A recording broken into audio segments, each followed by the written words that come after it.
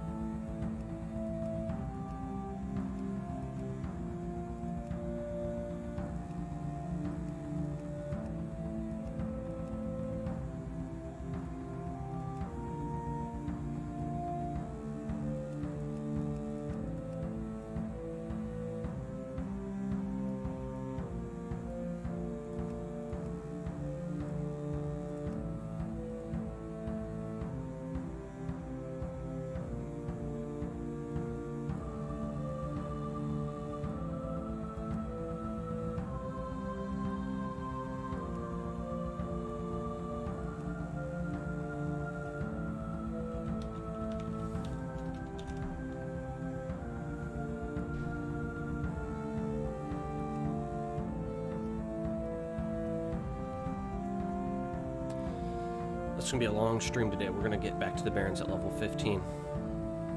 I am, yep, that's what we're doing.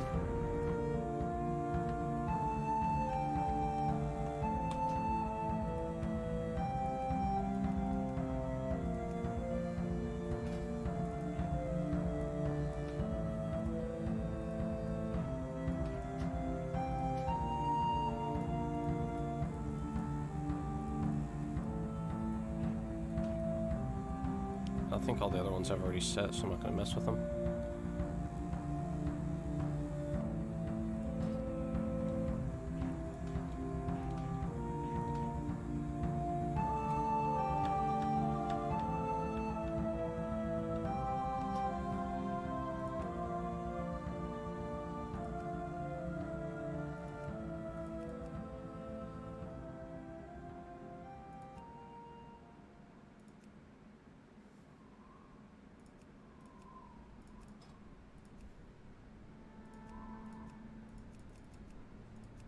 What do you need?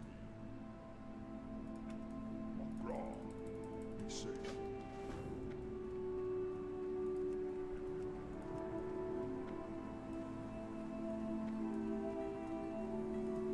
Blood and thunder. What do you need? Wrong heart.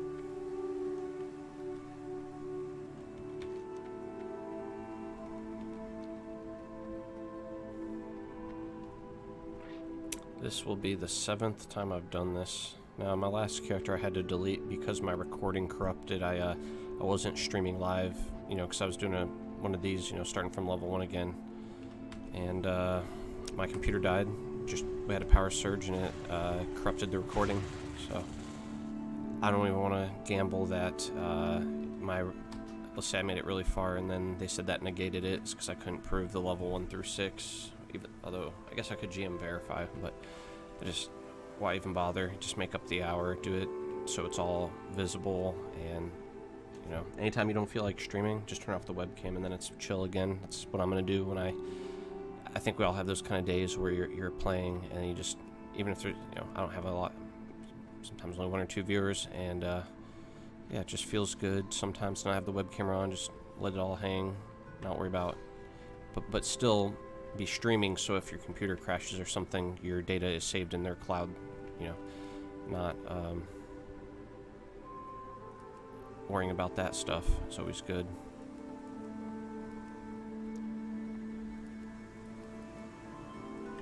And the one thing that does drive me nuts is I can never get this freaking neat plates to work out the gate. Like, I'm always having to screw with it, and I just don't understand why. It's just, you know, there we go. I don't get it.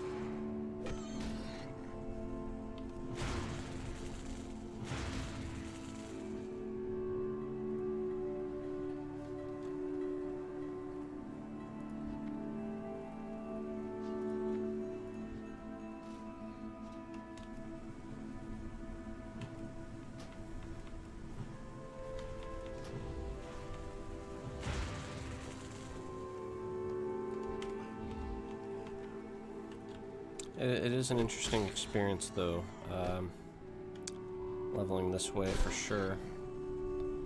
Doing this newbie zone 7 times in the last less than 2 weeks. It teaches you a tremendous amount of patience. And you really just don't want to... I mean, you almost can't screw up 1 through 6. And really, until you get to certain parts of Durtar, I mean, I guess some of those islands with the troll shamans could be risky here and there, but it's a relatively safe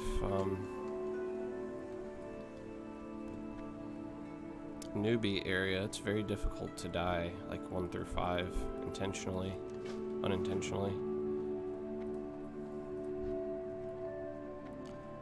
So it kinda is interesting in that regard.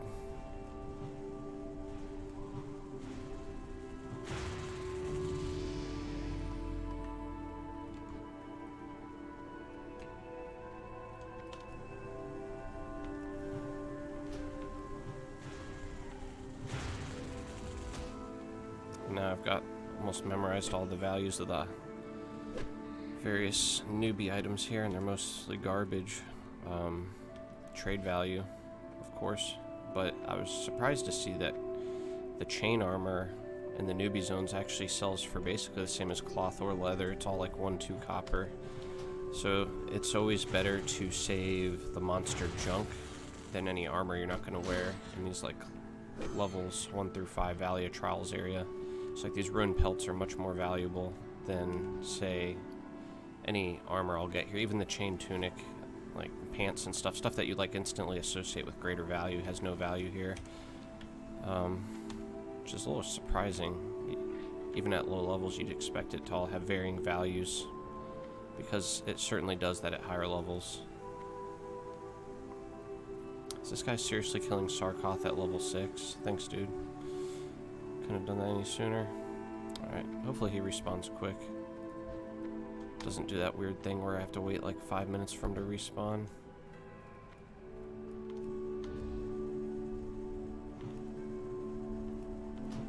Plus, the other thing I've learned is the instancing here can be very frustrating. I get why it exists, but one of my hardcore challenge characters here died at level 11.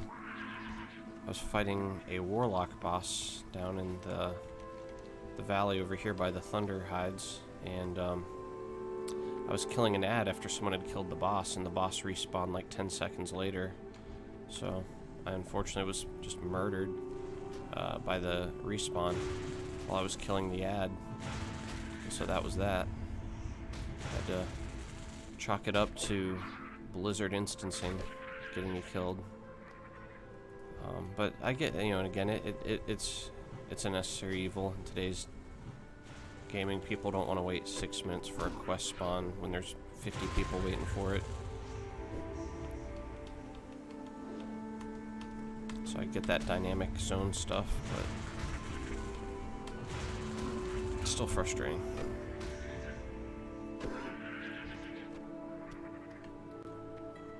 Alright, we're moving right along here. I'd like to be out of the valley here in the next 20 minutes, which I believe should be achievable. If I subtract the first 5 minutes where the stream wasn't running, I guess we've been going for 9 minutes already, maybe a little less with the tinkering. I'm not trying to speed run, but I am trying to go fairly quickly through these introductory quests. I'm just sick of doing them. I've done them so many times now.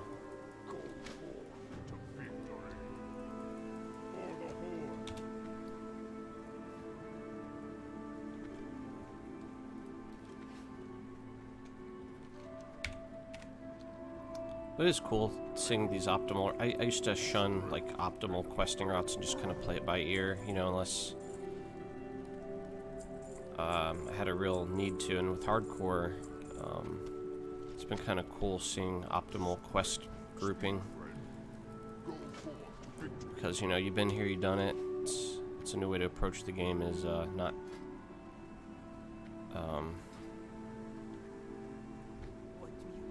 for me, is to It's like, okay, I've done this multiple times already, so now how do I do it quicker? Kind of.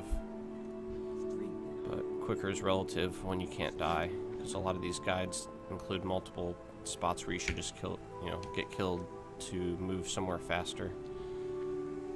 And that, of course, changes the game. You know what? I'm an idiot. And doing things like this where I forget to do the Sarkoth turn-in, and also forgetting to train my rockbiter weapon. I didn't get the lazy peon quest. Why? Can I not pick it up yet? I'm supposed to be able to do that. Is it because I'm not level 3?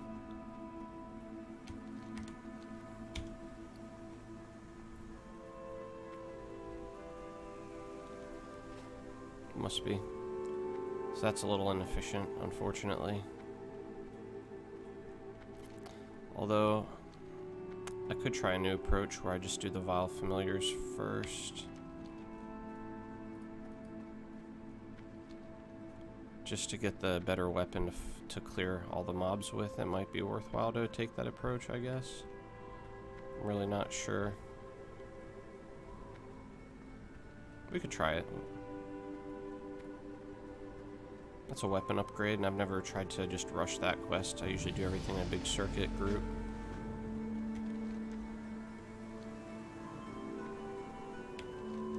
But heck, why not? Let's do it. Let's go to do these Vile Familiars.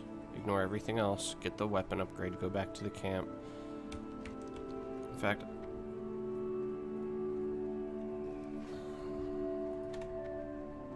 I might even just hearth back. Get that timer ticking. Although, I will get to Razor Hill in less than an hour, and then I'm going to want to go to do skinning, and then hearth back, so maybe I won't waste it for this area. Alright, here's our first dude.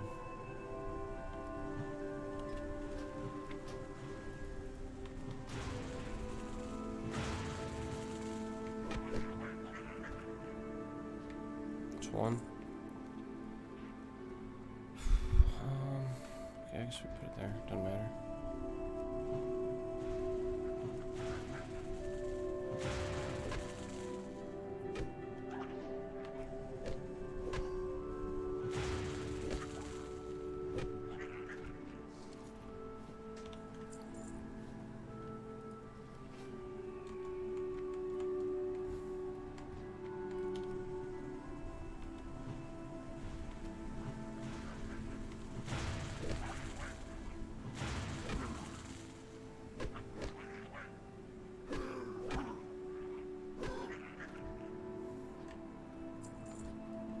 Definitely learning a lot about the Shaman class base abilities, which will hopefully serve me better as I get higher level.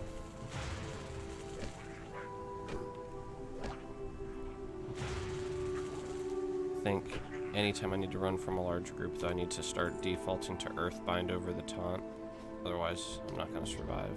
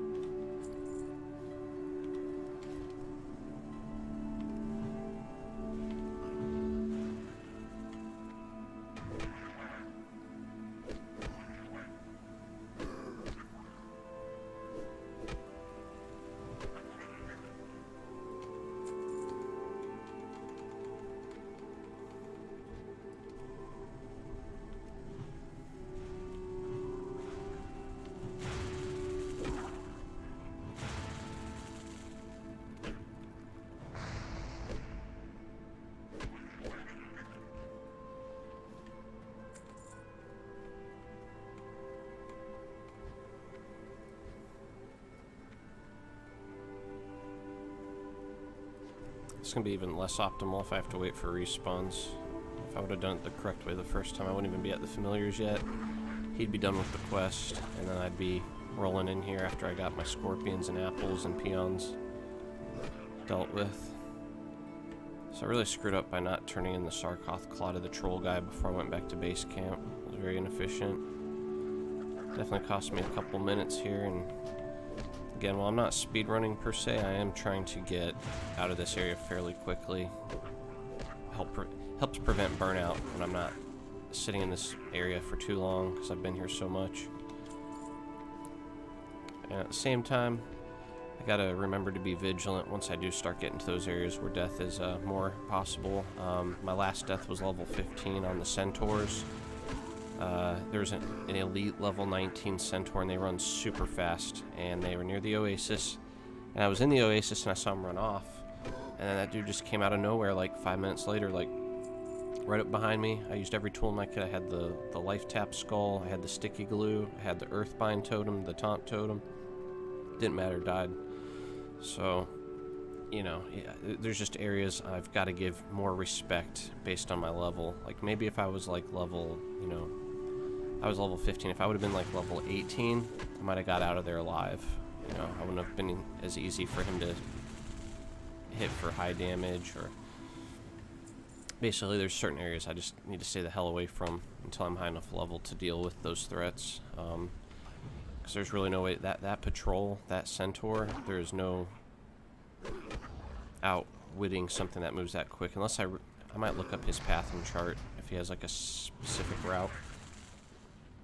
But outside of that, it's like, you know. Anyway, that's cool. We got the Vile Familiar now, so I'm just going to ignore everything else on the way back. Maybe I'll kill this one Scorpion on the way, just because it's on the way, you know. Just a little on the way kill.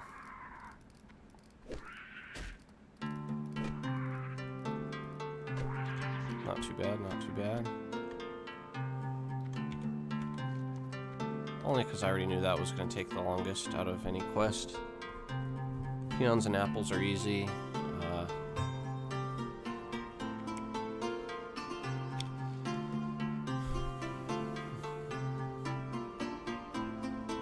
think when because I killed the familiars, it's going to unlock the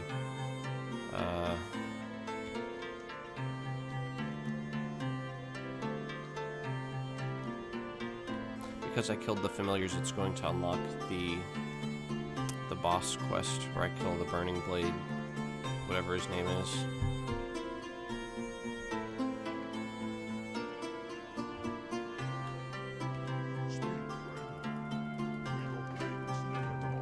Is that music too loud? I'm gonna turn it down just a tiny bit.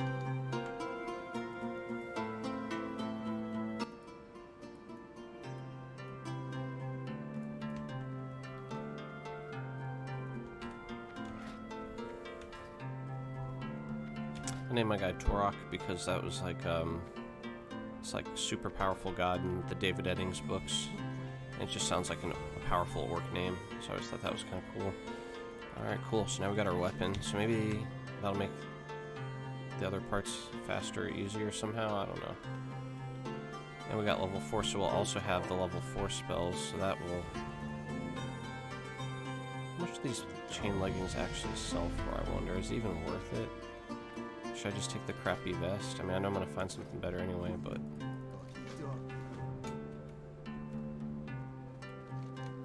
Let's, this will be doubly good, actually, because usually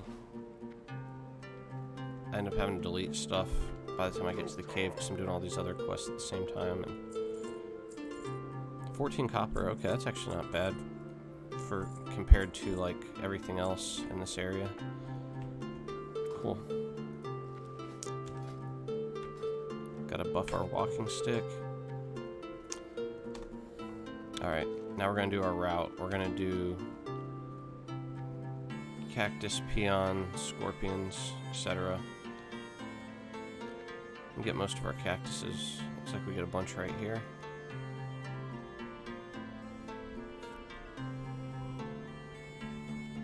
But yeah, this is pretty mindless at this point. It's keeping me engaged, trying to route in a, you know, certain type of manner that you get multiple things done at once. And I gotta try, like, noticing this guy over here, Fart Sack, you know, he's...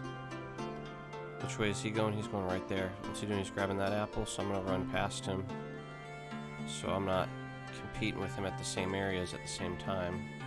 I can just grab this one.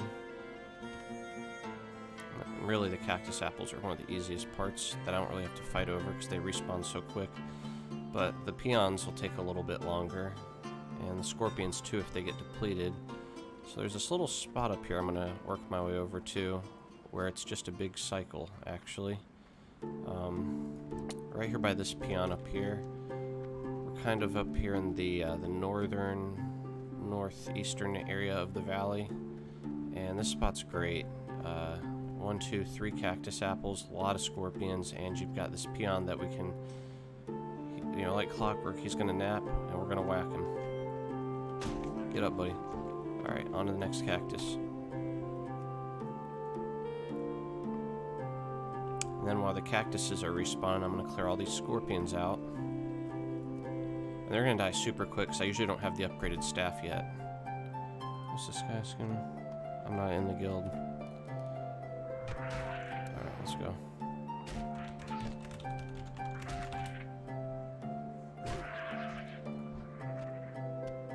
Okay, 2 out of 10. Not bad, not bad. And look at that, the cactuses are already respawned. That's how good this spot is.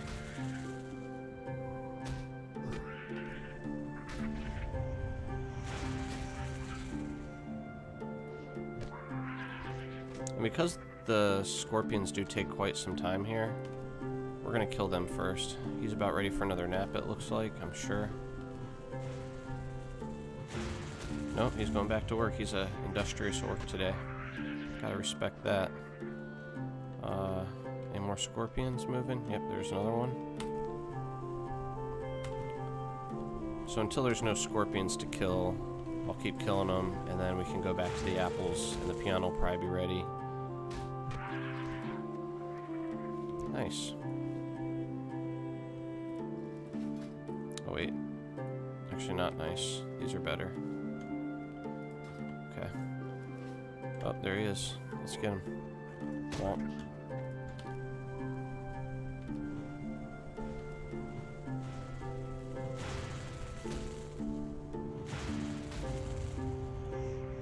Oh, you know what is inefficient is the fact that I have to go back to the foreman to get his pick quest. That's probably why this would be suboptimal to do it the way I'm doing it. Even though I get the weapon upgrade, the mobs die pretty quick either way, so... I mean, it's been tested. I'm sure the optimal way is the way they usually do it, which is you do all the groups of quests together, so that when you go to do the turn-in, you get all the cave quests at the same time. Which I cannot do currently, so there's no point in me going to the cave yet until I have that final cave quest. Do I still have the apple quest? I only have 4 scorpion stingers, so we definitely need a bunch more of those. It does feel good being able to kill these guys a lot quicker though, that's for sure. So I'm getting quicker respawns on them, because usually...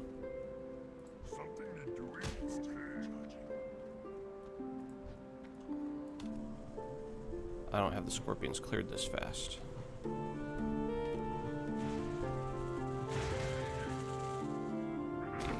1 or 2 whacks from that.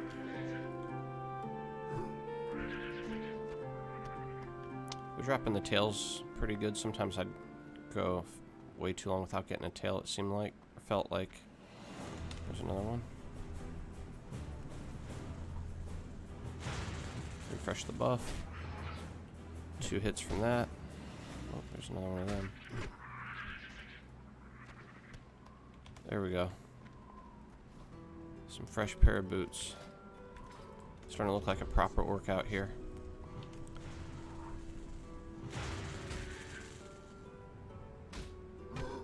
One more hit. Start looking for our next scorpion, and there's a... Need 2 more scorpions, and there's a peon, and then we can just circle back, and we should be good.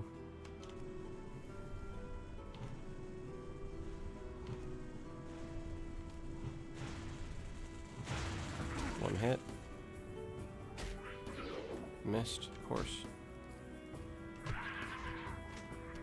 Nice.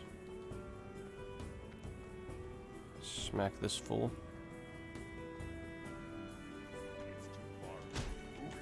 Got him. Another scorpion.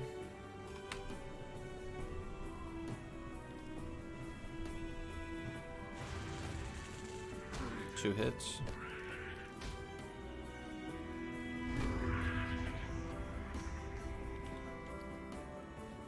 I like that better.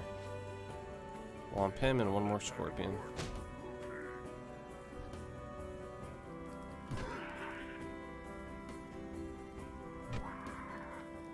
Three hits total. Woo. Dodged it. Okay. Come on, dude. There we go. He didn't drop it. Damn. That's right at the end of the scorpion line too. Now this guy's gonna be fighting for him. Maybe not. No, he probably did that quest. That's good. Alright, now we gotta kill this one too. I think this one will drop it. I'm gonna bet on it. Start walking backwards towards the camp. Nope. My luck ran out. Alright, let's get this guy. This should do it.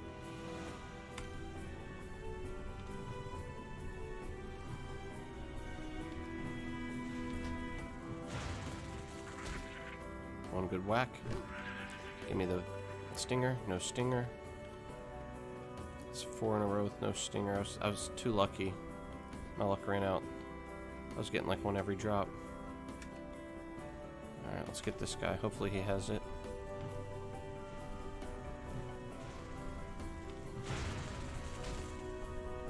One good whack.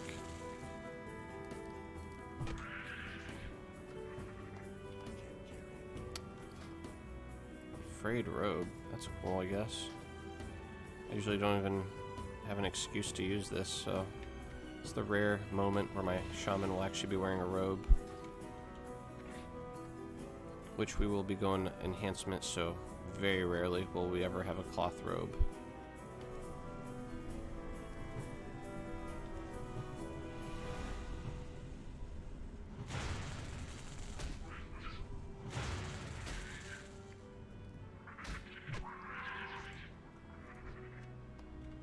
Still unbelievable.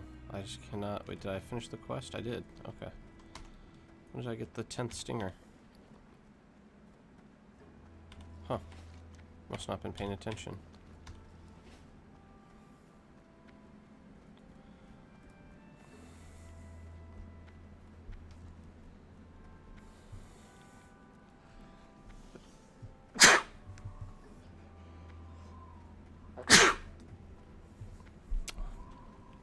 Excuse me. Alright. We're still rocking and rolling here. We're at about... yeah, probably about 10 minutes slower than I normally do this area. And I still have to do the Earth quest.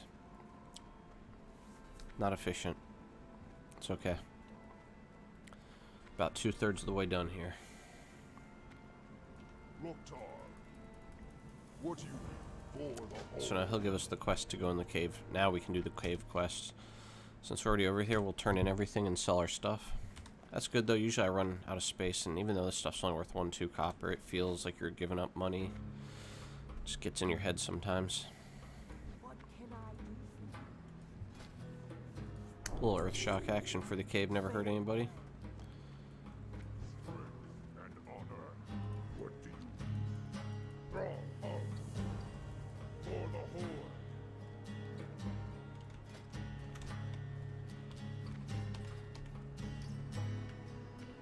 horde? Strength, blood, and thunder.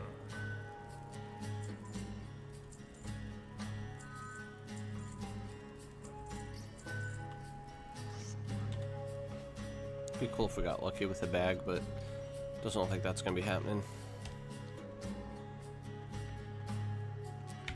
Now we just got this long ass walk up here.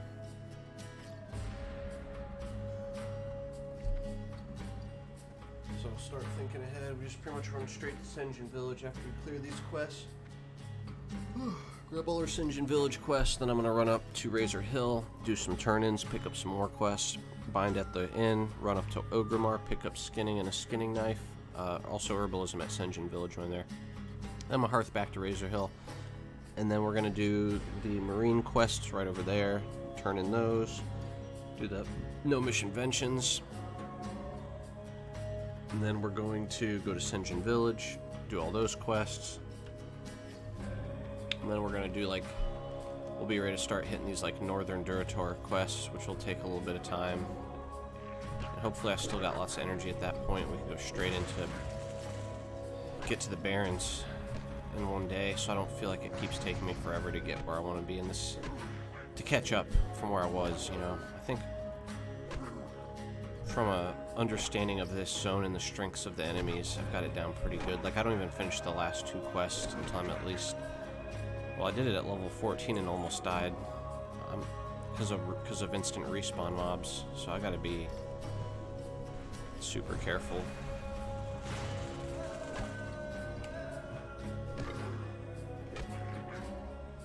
Once I get to those Northern Duratar caves, that is, I might wait till I come back at 14. They still give decent XP. And they'll get me my Wailing Caverns quest, some of them. Or Ragefire Chasm, rather. Ding 5. Okay. Next Fellstalker. Let's get him. I should be using Earthshock right now. There we go. It's pretty much going to be my bread and butter here. Inside the cave, just Earthshock auto attack. Here's our Ragged Vest. We got our full set of garbage gear now. We're looking spiffy. Auto shock. Auto, and then one more auto. There you go. Shock, auto, boom. We're gonna get our pick from in here.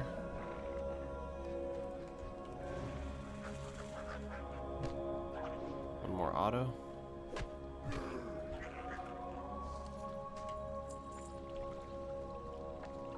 Am I going the right way? I'm going the wrong way to get the pick, actually. So we'll have to get the pick on the way back. I don't need to route out of my way there.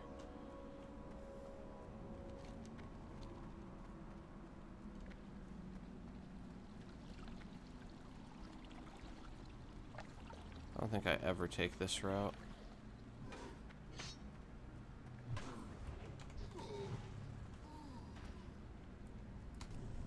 I can just snipe this dude from the cliff.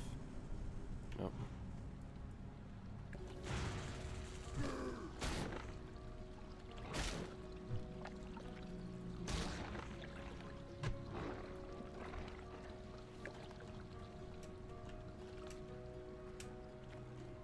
Hopefully he's like instant respawn level.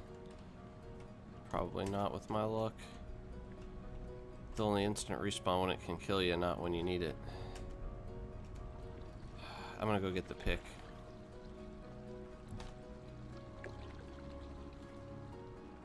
Of course, that's probably where he's headed now, and I'll be waiting for him again. Waiting for what you call it? Waiting for both. Oh, scared me a little bit.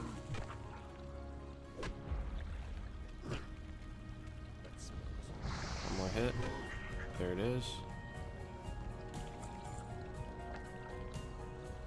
That's a high cliff up there. Got the pick. Kill this guy, head back to the boss. See, now this guy's heading there too. I don't want to wait for someone else to clear it. So we're just going to dip right past him. I don't think we're going to run into respawns either. Alright, just got to do a pro gamer move here.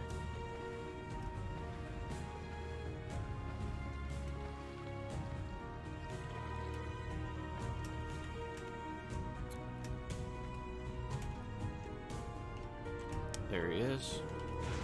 Interrupt the corruption. Use the super attack. Ooh, felt that one, didn't he? That's it, we're done. Alright, we're gonna see if we can clear out of here quick. Kill this guy on the way.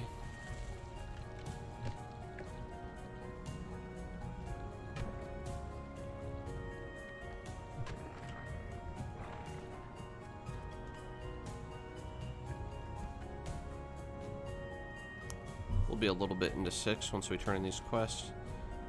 And then we'll be heading to Senjin Village. Which I'm really warming up to that place. That was one of those places that there were so many quests, and when I wasn't using guides, it was just like, where do I go first? Like, what am I doing? But I actually really enjoy those leveling guides now because they make you feel like you know exactly where to go, and it feels good. It doesn't feel like you're wasting time. So I've definitely warmed. This hardcore mode has definitely gotten me to warm up to the concept of efficient questing. And then again, also just from playing so much and having leveled so many characters in different newbie zones or whatever, hardcore and live and otherwise, other private servers with like classic WoW.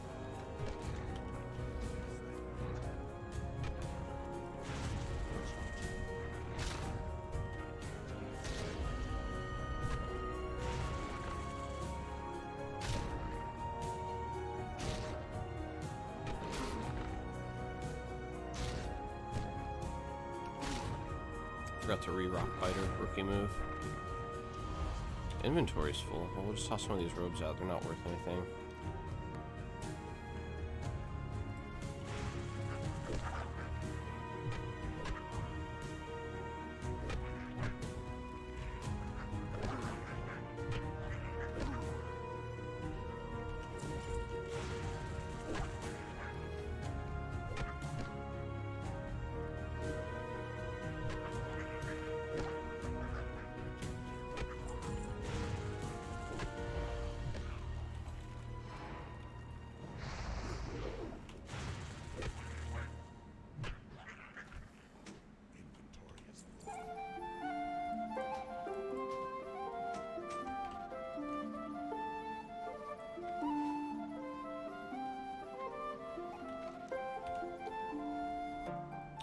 Okay, that concludes the Valley of Trials, except for the Shaman Earth quest thing.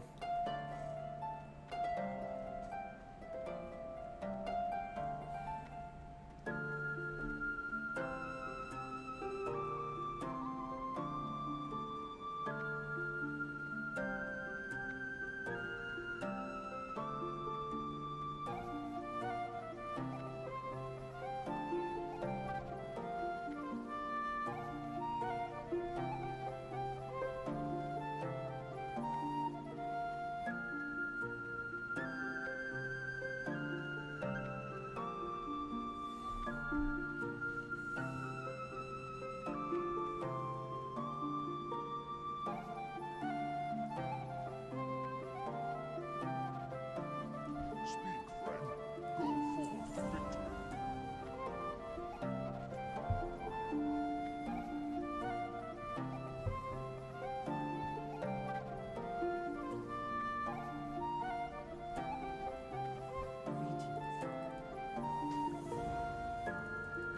I meant to grab the pants. I clicked too quick. Feels pretty bad. What are you moving for?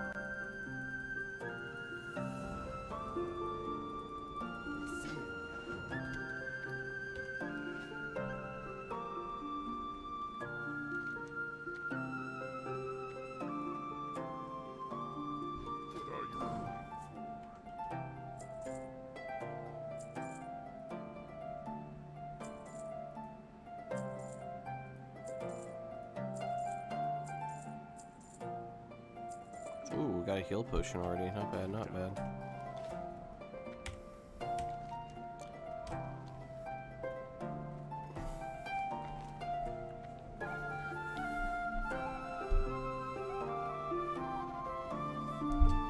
So not great, not terrible though. It's gonna take us another 5 minutes probably to wrap this part up. And at which point we will be done with the Valley of Trials. So we'll be done in about 45 minutes on the dot almost. Factoring in the setup time. Actually, what the heck? I have to mess with that in a minute, but I see where my work icon is not quite lined up perfect. And that is no bueno. Let me fix that.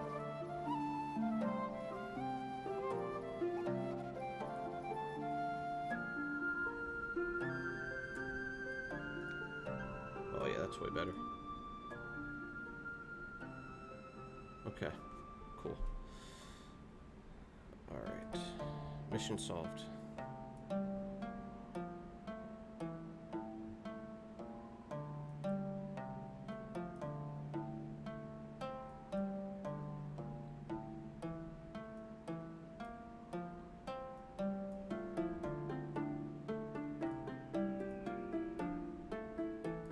Okay.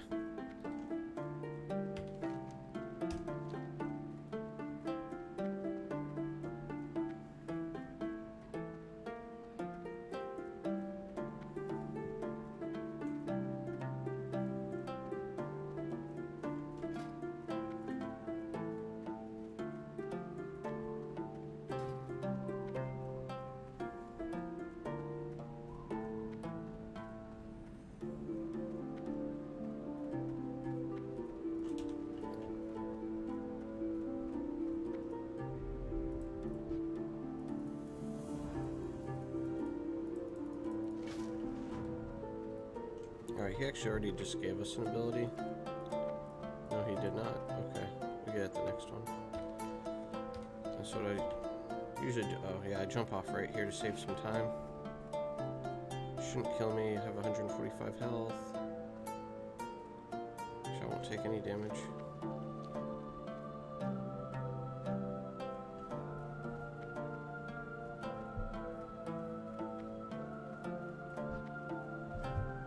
Also interesting to note that you can basically clear the lazy peon, cactus apples, and scorpids over on this side.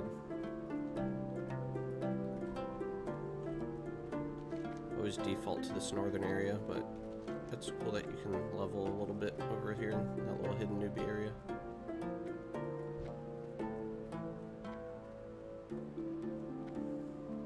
Level 6, level 6.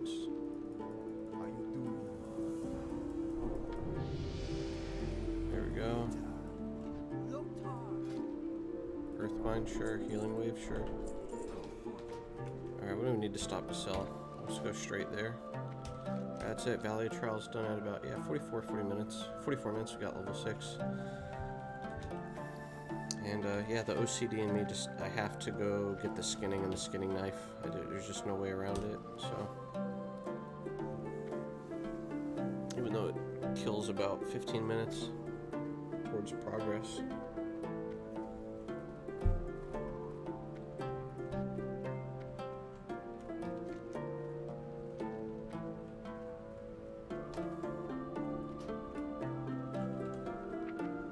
Good time to set up my Earthbind totem. You can put them right there.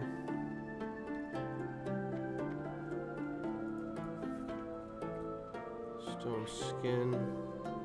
We could do F and then Shift F. That would be good. Let's go ahead and use that rank 2 healing wave.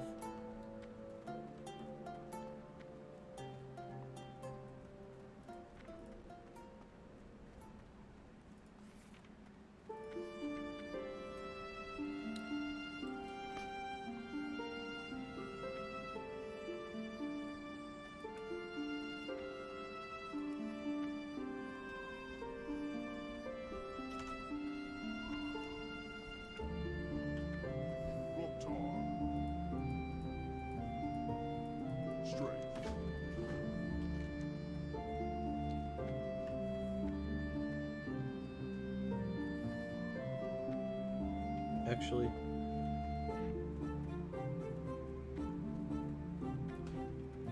let's do Q and Shift Q. We'll do F and Shift F for fire.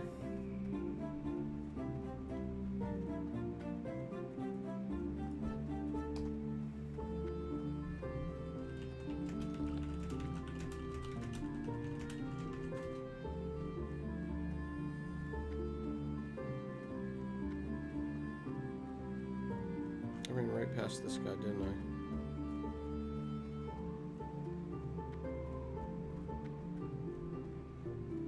Am I losing? Where is he?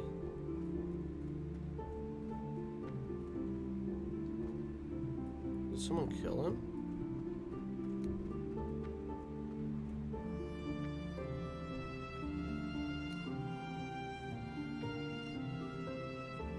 I guess someone killed him. Not happy about that. I'm not happy about that. That might mess up our efficiency if he's not up by the time we get back. Wait, there he is, right there. What was that quest? What you want? Spirits. Why is that marker so far off? It's weird. Alright, first things first, grab herbalism up here. You come get bye-bye. Alright, that's one thing done. Next, we'll quest with this guy. What you want? See ya later. See ya. Hey there. See ya later. Relax. Be careful.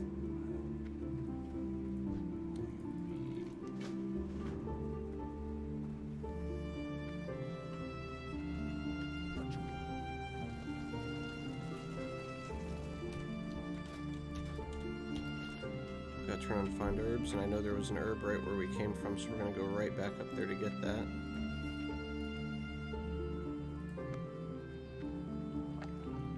Peace Bloom we especially want because of the war effort.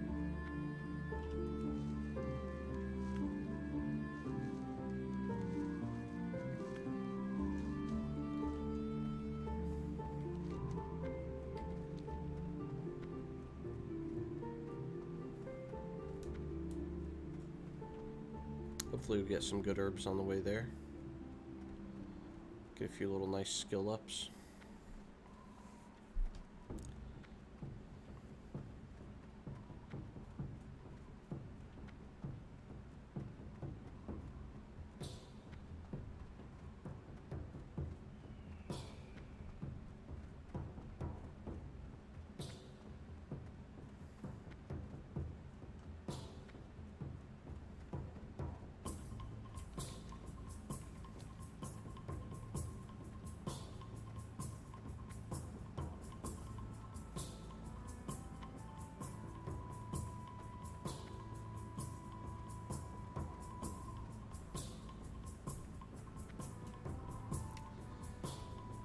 Nothing on track yet.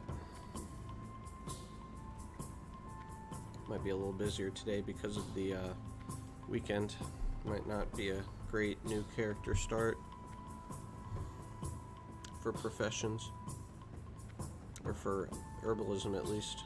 I don't think skinning's gonna be a problem. But I do think skinning is important for these early levels. I don't really care about doing the fastest clear time. If I'm not raising skinning, I'm going to be wasting more time on skinning later. Guaranteed. Silver leaf? Don't mind if I do. Silver leaf. Double silver leaf. Can't do the earth root till I get to 15.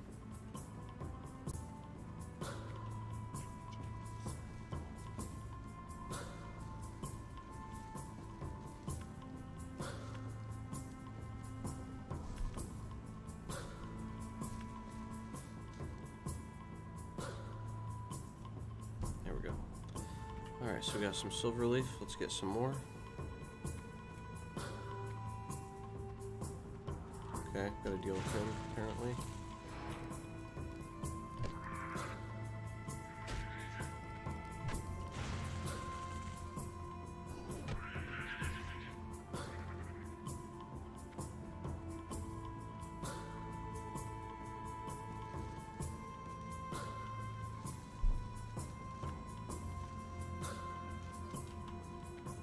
Nice, nice, nice.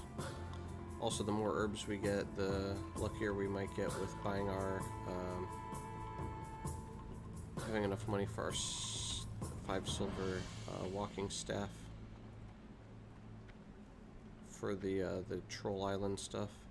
There's another earth root. Unfortunately, I can't do anything with that yet, so that won't. That's not going to help us out. Not right now.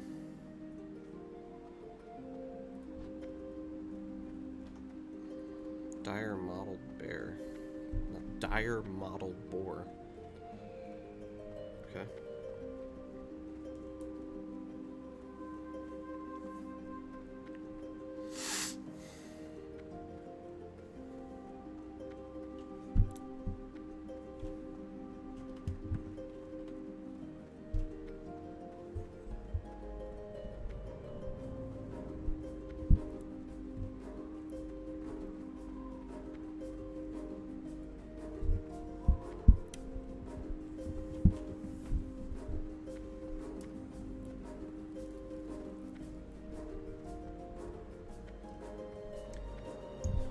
Hopefully my voice still picks up good from that angle.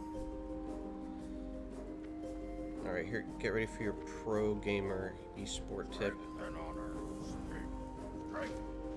You gotta jump up here. Look at the savings. I must have saved at least 3 seconds there. Incredible. Go.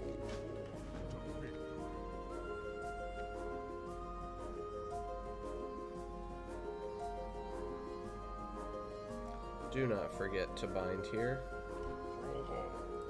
Let's do that. I always do that first now, because otherwise I do the quest and I just turn off my brain and start heading to the next one. We'll take the water. We'll use it. Probably.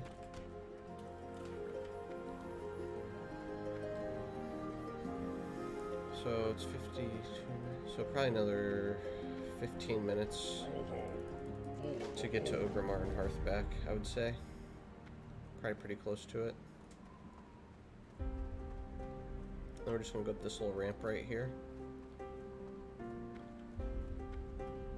Get the guard tower quest. That's gonna get us a 4-slot bag up here. I've missed this quest or done it out of order. So definitely one you want.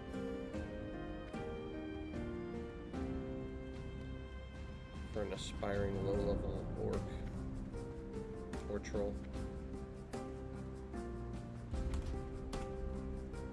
I'll jump right off the edge as soon as I select that.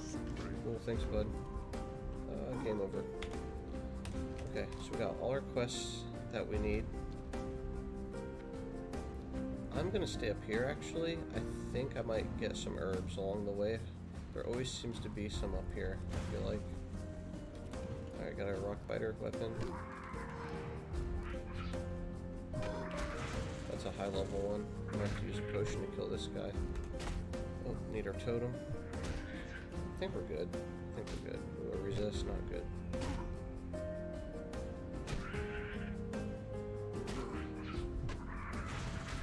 Okay, not bad, not bad.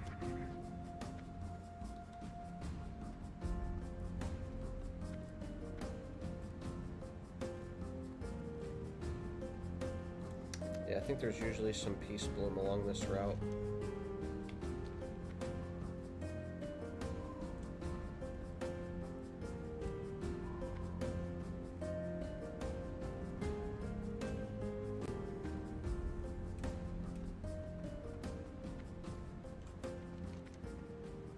That's not good.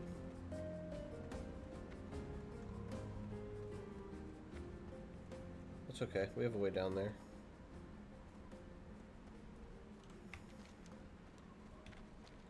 Cost me a little bit of time, but we can just jump down these little plateau steps here. Oh, that'll work.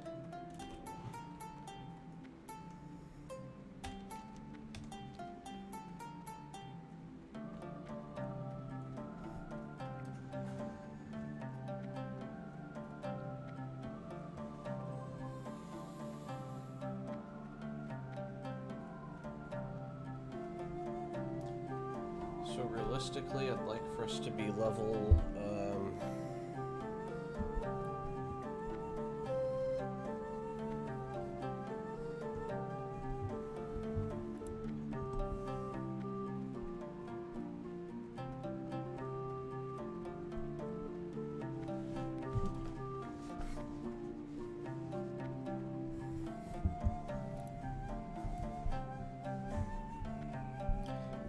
level, I don't know, level something. By the time we're through here,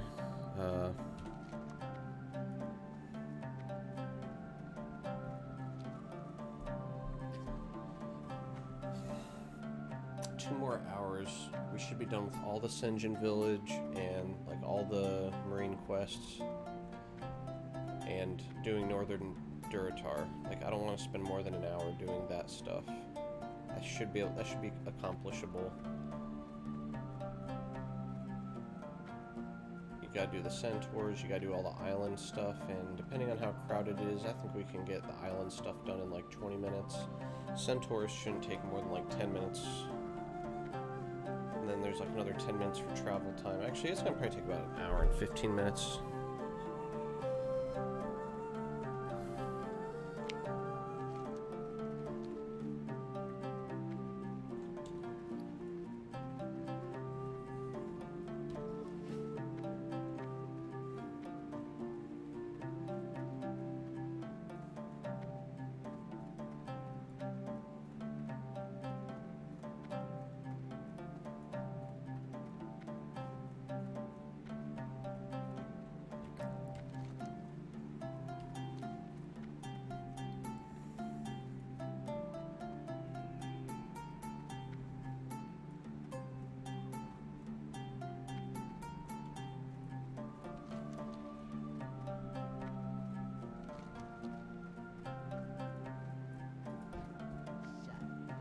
How you doing, man? Okay, okay.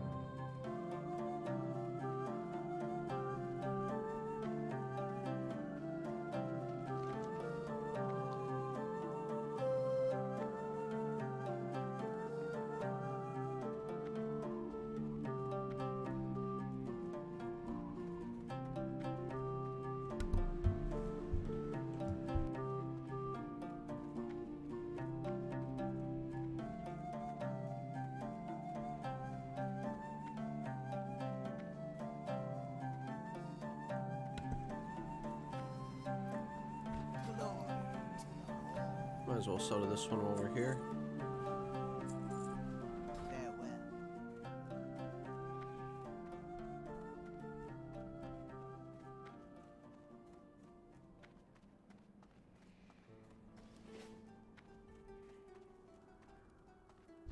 What are you looking for?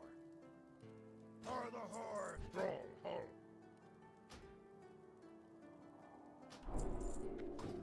With honor.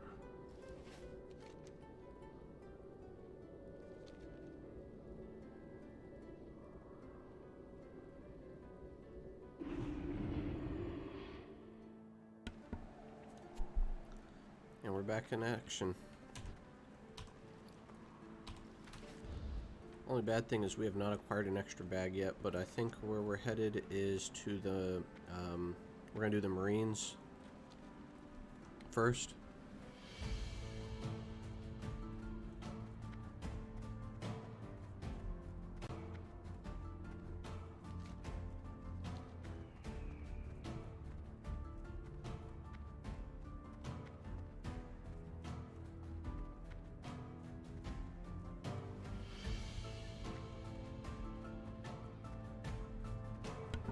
There it is, some peace bloom. That's what I like to see.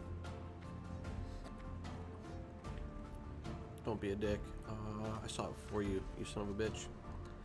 It's alright. Will I get the skill up at least? Nope. Alright, here's another one up here. I should be able to get this one at least. So that's good.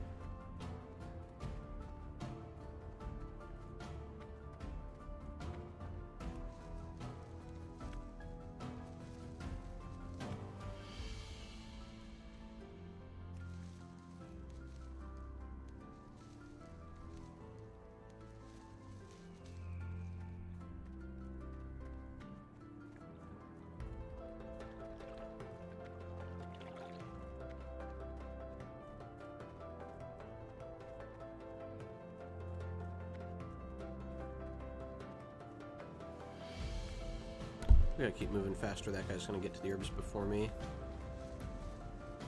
Failed. You hate to see it.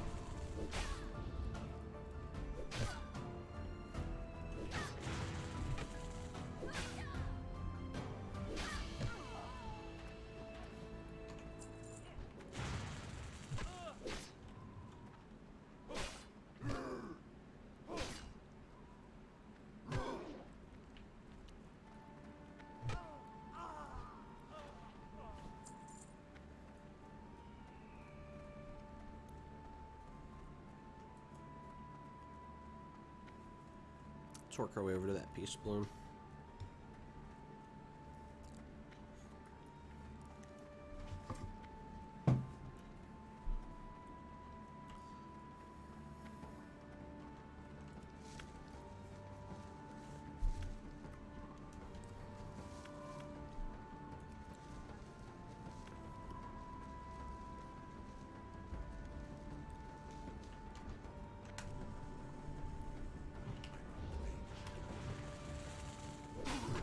So 1 lightning bolt, 1 earth shock.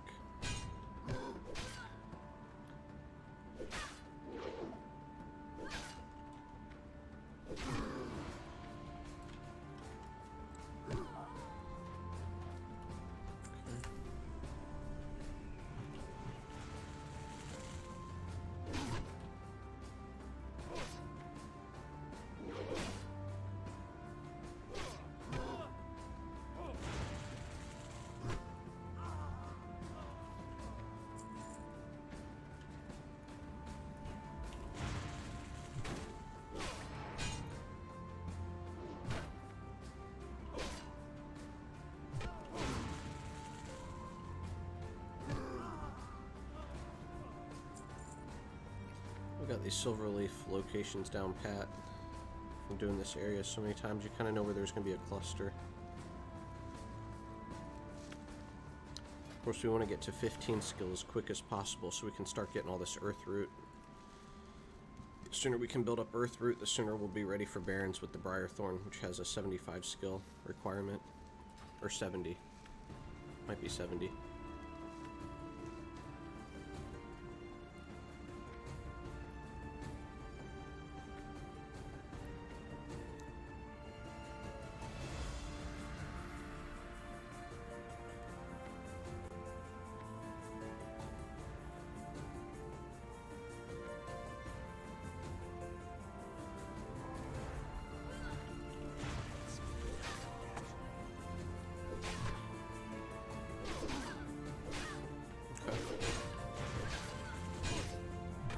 Is this smart for me to do? Probably not.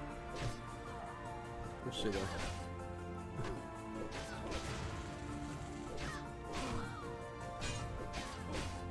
Next earth shot over here.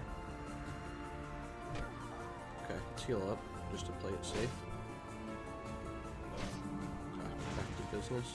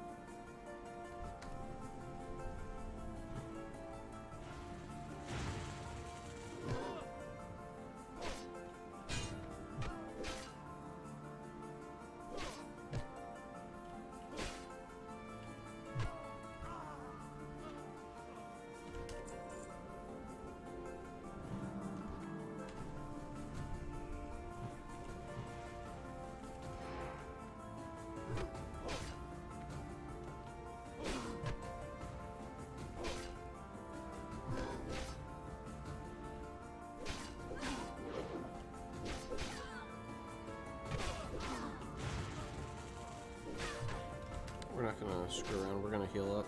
This is hardcore mode. Hey son, thank you. Yeah, it is pretty neat, isn't it? I also have a zoomed in perspective with something called Action Cam, so it should feel a little bit more immersive throughout the experience. Oop, forgot to refresh Rock Biter weapon. Alright, let's throw a quick heal.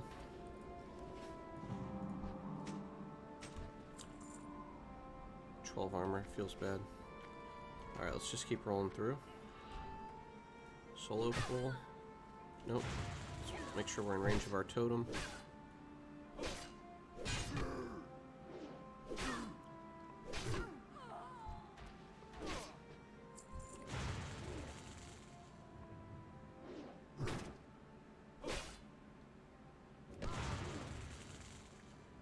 But yeah, if you Google hardcore WoW Diablo UI, it should pull up, or the streamer Kargaz. He's got these assets in a video. There's a hardcore WoW Discord server is what you really want to Google, and there's a stream assets section where you can find this UI. Ooh, there's a treasure chest. That is hype. And if you're not familiar with hardcore mode for WoW, just let me know and I'll explain how my run is going to work, because you might see some unusual things.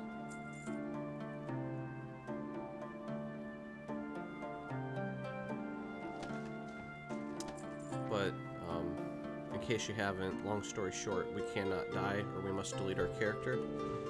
My last character got to level 15 and was killed by an elite centaur, and I deleted him. And here we are again. And the entire experience must be recorded. Okay, we're really screwing around here. Let's not die. Ooh. Scary. That was a little scary. All the way to level 60, yep. In fact, some people are pretty far into some runs.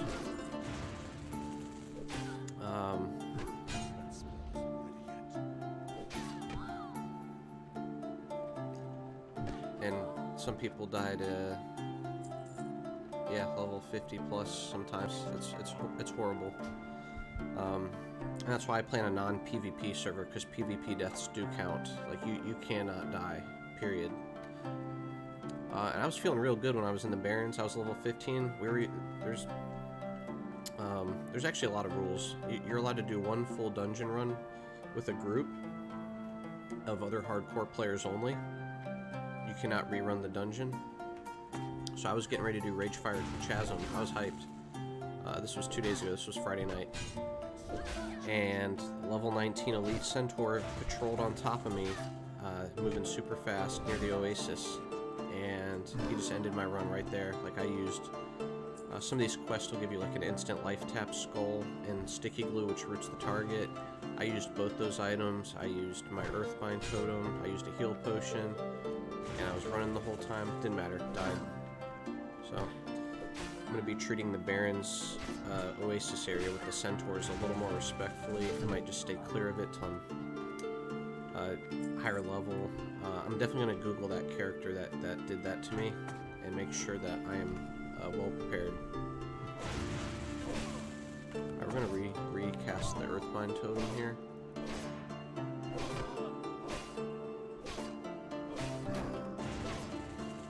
And I'm probably going to be running as enhancement. Either, quite possibly as, I don't have enough for a heal either, that's scary. I hate when I get this low, because you never know when a mob's going to respawn early because of instancing with the dynamic zone crap here. That's what really scares me. That did kill me on one of my other characters at level 11. I was killing a warlock mob near the lightning hides in northern Durotar, over right there actually, yeah. And I was level 11, and I was clearing an ad. Someone had just killed the quest mob. You can only group in dungeons. Yep, I have to stay solo. You can't accept help from other players. You can't trade with other players. You can't use the auction house. You can basically equip anything you can find or create. That's about it. There's a few other rules, like paladins can't bubble hearth at all. Stuff like that. It says I'm in combat. Who am I in combat with?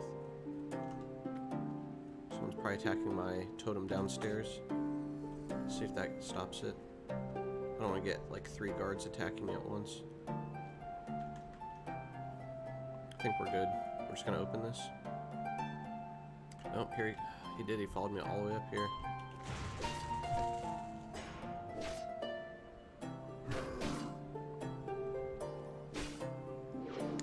But yeah, so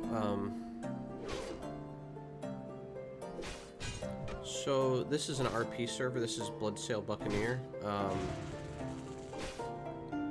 think I'm pretty safe as long as I don't do anything stupid with my totems out in the world. Alright, we're just gonna heal up just to be extra safe.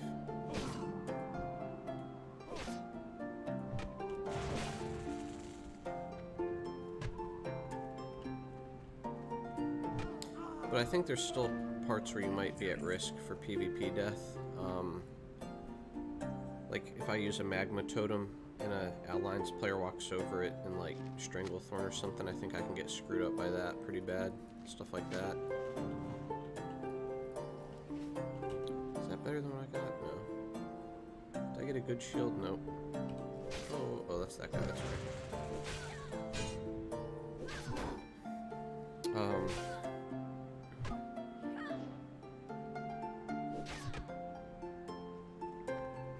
You can't use, I can't use the Ankh as a shaman, so I can't do the self-res.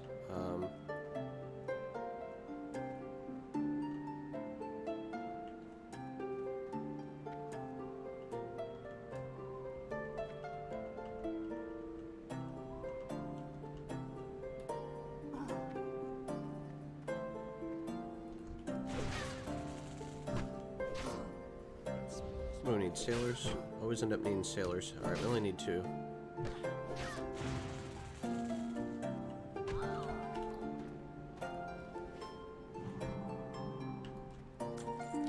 Once we get these sailors, we'll head back to Razor Hill, turn in, and that'll unlock the gnomish inventions off the coast. We'll do those real quick, and then head down to Senjin Village for the rest of the quest. There's a Peace Bloom. Let's get it. That's always super exciting.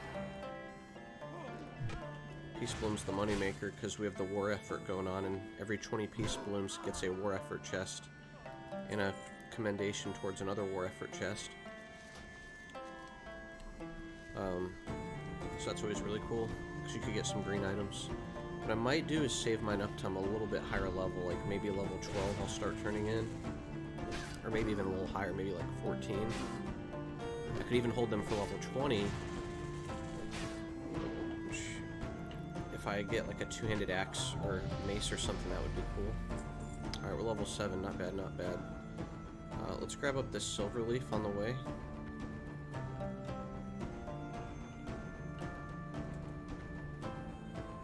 Very good, very good. We're almost able to open Earth Root now.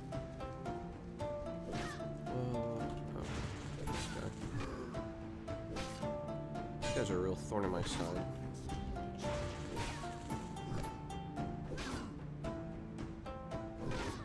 Nice. That feel when you do just enough damage.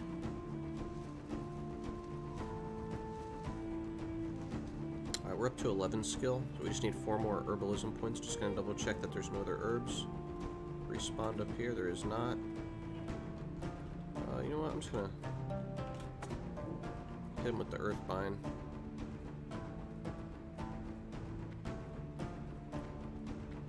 We ain't got time to waste. Alright, we're gonna get a bag, a 4-slot bag, and we're gonna get some quest XP and silver. We're gonna have enough silver for the 5 silver staff over at Senjin Village.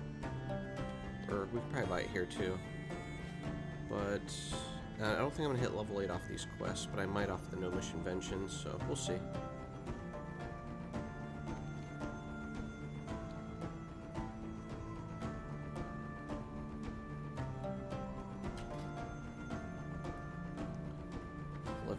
Reduction, pretty bad.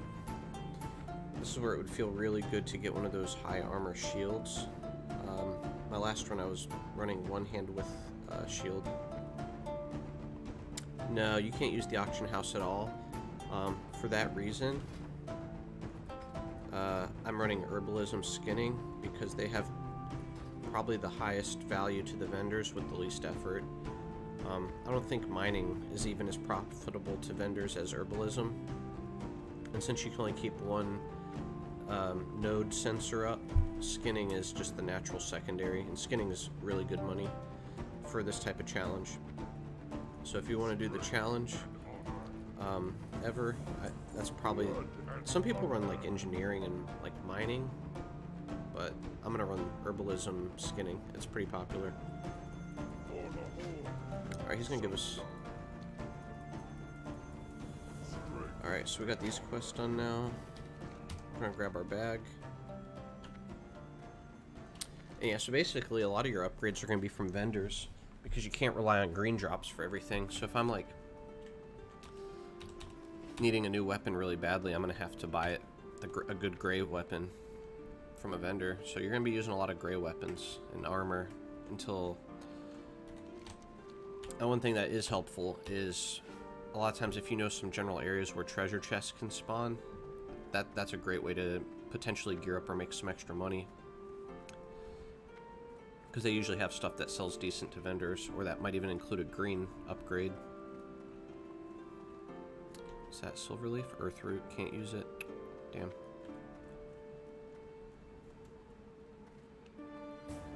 Alright, this quest right here is a godsend at this level. I'm like really tight on money this time. I hate to see it. A wise plan. Hey son, thanks for following.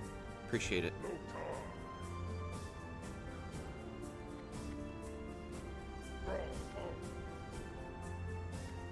Here we go, here's our guy. Furl Scornbrow. This is a great quest. You always want to grab this as soon as you leave Trial. You exit the Valley Trials, you grab your quests down here, you don't start any of them, you run straight up to Razor Hill, and this is one of the quests. And you pick up these canvas scraps off these guards down here. So, 2 birds, 1 stone scenario. Alright, he's got some Peace Bloom up here. We want to grab that. It's not efficient, but we gotta get every herb we can to get that skill up so that we're ready for the Barrens. We want to have 70 skill. We want to be at about at least 60.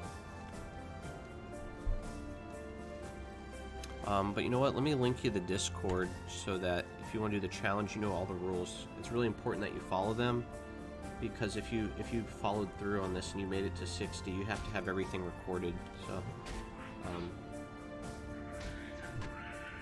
let me invite copy. Here we go. I'm gonna put it in chat for you. There you go. Yeah. So if you want to join the Discord, you'll see a rules section, and that'll let you know what the criteria is that I'm following to, but it's basically don't die, don't play with other players, don't, you know, unless there are other hardcore players in a dungeon group. You can't do dungeons outside the meeting stone levels. So when you hover a meeting stone, it has a level range. If you're 1 level above it, you can't enter that dungeon.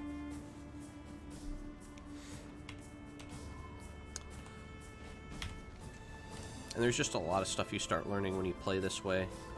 Things you don't think about. Because you'll have casual deaths when you're leveling, even if you're good at World of Warcraft, you know, and you think you know the game really well. I mean, we all die from like elites randomly if you don't know the zone inside out. Certain quests are just like super undercons, right? Like fighting these warlock mobs. First time you run into them, it's like a huge damage check, like how much burst you can survive. Until you have a good strategy, excuse me, to knock them out. Alright, let's sell this junk. Ooh, let's not sell our bag. Alright, cool. I'm gonna sell the linen cloth for right now, because we need the money. Eventually I'll use it probably to level up first aid, because one of the other, we got 9 silver. Not bad, not bad. Alright, the idea is we go do these gnomish tools. And I do know where there's a treasure chest on one of these boats, so hopefully there's a treasure chest spawned on one of the boats. But hopefully we hit level 8 here and get our new spells before we head back to Senjin Village. In fact, I'll make sure we hit it, because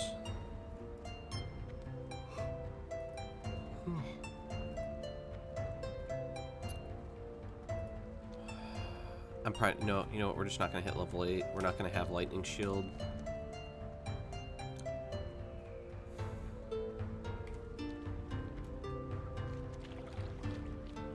That's okay. We could kill a few mobs on the way. That might not be a bad idea.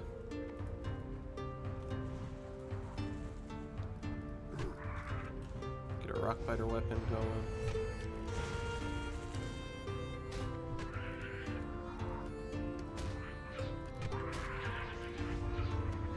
Plus this will give us some early skinning.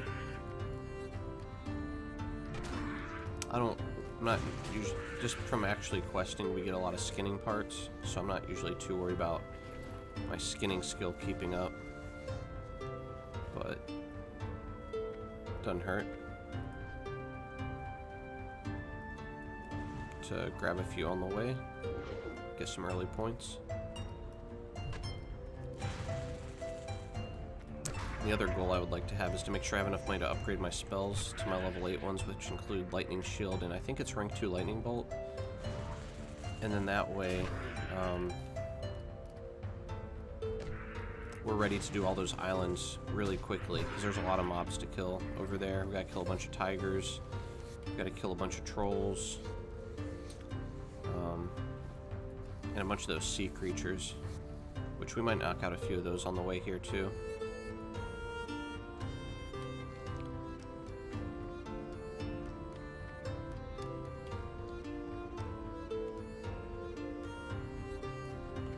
This guy right here. Just kill him on the way.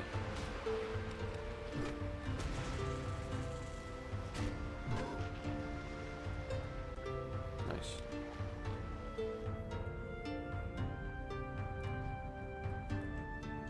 Earth root.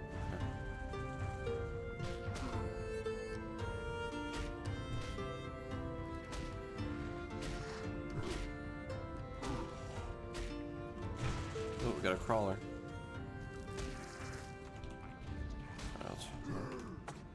He's a little bit stronger. We're at 40, we have 84 health. He's not hitting hard, we can kill him.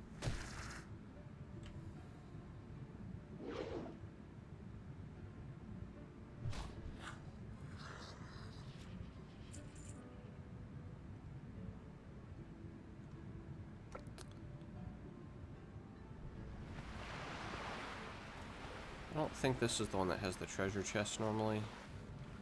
But there should be some gnomish tools down here, right? Guess not.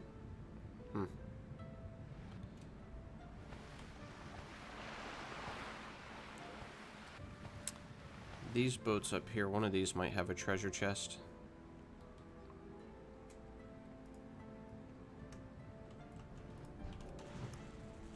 And the gnomish and tools we definitely want to find as we go.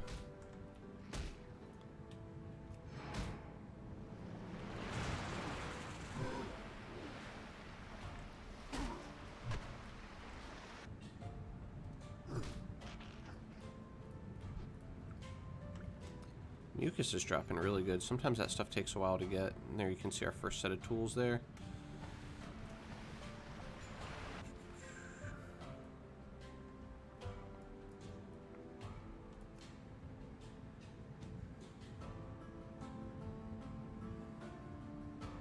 Okay. This one might have the chest. There it is. Like clockwork. There you go, right behind the keep. The boat that's closest to it. Nothing too great on that one, but hey, nice little belt upgrade. Can't complain. Anything that increases our damage reduction. That's like 2% damage reduction. You need every little bit you can get on these types of challenges.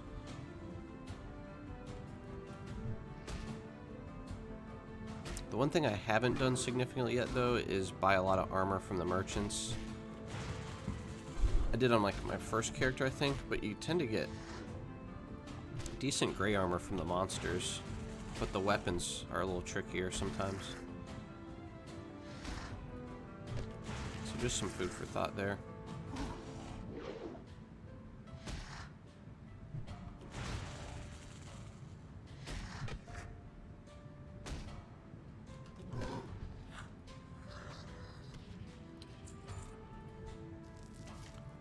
Okay. Let's throw a heal in case we run into ads in here. I don't think we will.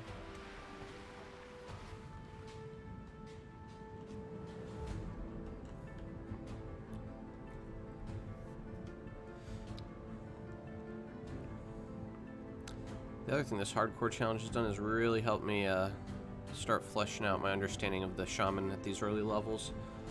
I've never, like, in Classic or anything, leveled a Shaman traditionally. I mean, I've screwed around with them on private servers at cap level. That's not quite the same thing. You're not learning all the nuances. Like Stoneclaw Totem, the one that taunts enemies, that thing is awesome for fighting 2 or more enemies. I love that thing.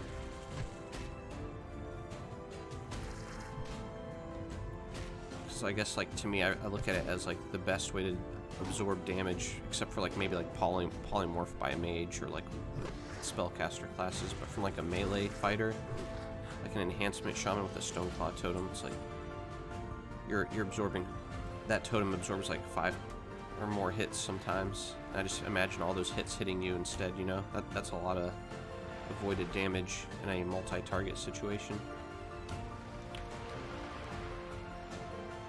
Alright, we just need one more tool. Hopefully it's in this boat.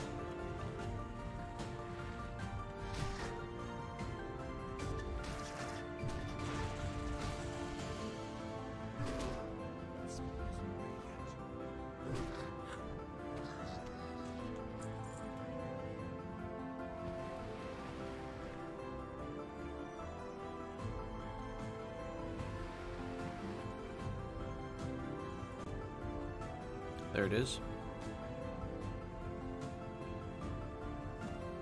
You know, I would say that since the drop rate's so good on these crab monsters, and we definitely want to make sure we have enough XP to get to level 8, we might as well keep killing them. Normally, I would go straight to the islands right now, but let's not do that. Let's just get these quests done, because they take up space in my inventory and it drives me nuts. And these are relatively easy to kill monsters from, like, the amount of time. And then we don't have to worry about these intact eyes and these mucuses taking up our bag space, because we'll just have done it before we. Because once we get to the islands, you know, we're gonna fill up our bag space really quick. Because we haven't gotten lucky. We haven't gotten a 6-slot bag yet, from any monsters or anything, which is definitely unfortunate. But 50. Doing the hardcore challenge, I've only gotten to 15. I started about 2 weeks ago. About a week and a half ago. And yeah, I've died twice at level 11, once at level 10, and then I died at level 15 the other day. Some people have died at very high levels. It's a double-edged sword playing this game mode. It's super satisfying any progress you make. Losing the progress, knowing that you're going to either repeat the same scenario. Oh, 50? Yeah, if I had just died at level 50, I'd probably take a break for like a week or two. Like, that'd be hard to mentally accept. All those hours gone, all that gear that you acquired for that character gone. But that's the other cool thing, is everything feels a little bit more temporary in this mode too. Like, as far as you start to realize it really is just the challenge, the survival is the satisfaction. Like, every encounter that you don't die is like a victory, and any gear you get is like, it does suck to delete a character and lose the gear. It does suck. You get over it pretty quick though, because unless you get to 60, it's a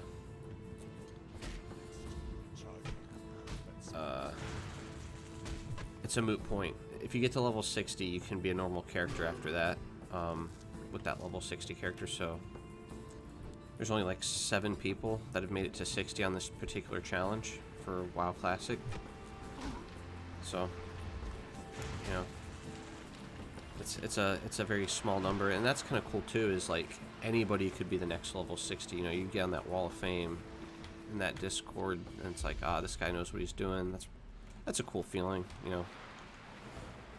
Getting respect, because some people will actually downplay this type of challenge, but there are people that aren't actually. Those are people that aren't going to do the challenge. They're just looking at it from the outside, criticizing, like, you know, a lot of times you're going to have to grind quests when you're higher level than normal. You know, you're going to be doing like the green quests because you can't die. as easily. But there's always risks with this challenge. There's always higher level elites in different zones that can just end your run. So, to the point, I was thinking once I was in Barrens, I was like, this is gonna be smooth sailing, you know? Everything's segmented by level pretty good. You just farm you do your kill quests, you know, you grind up. You don't go into RFC until you're closer to max level, like 16 or 17. You don't go in there at 13, and make sure everyone in the group knows what they're doing. It's just a different type of experience for sure.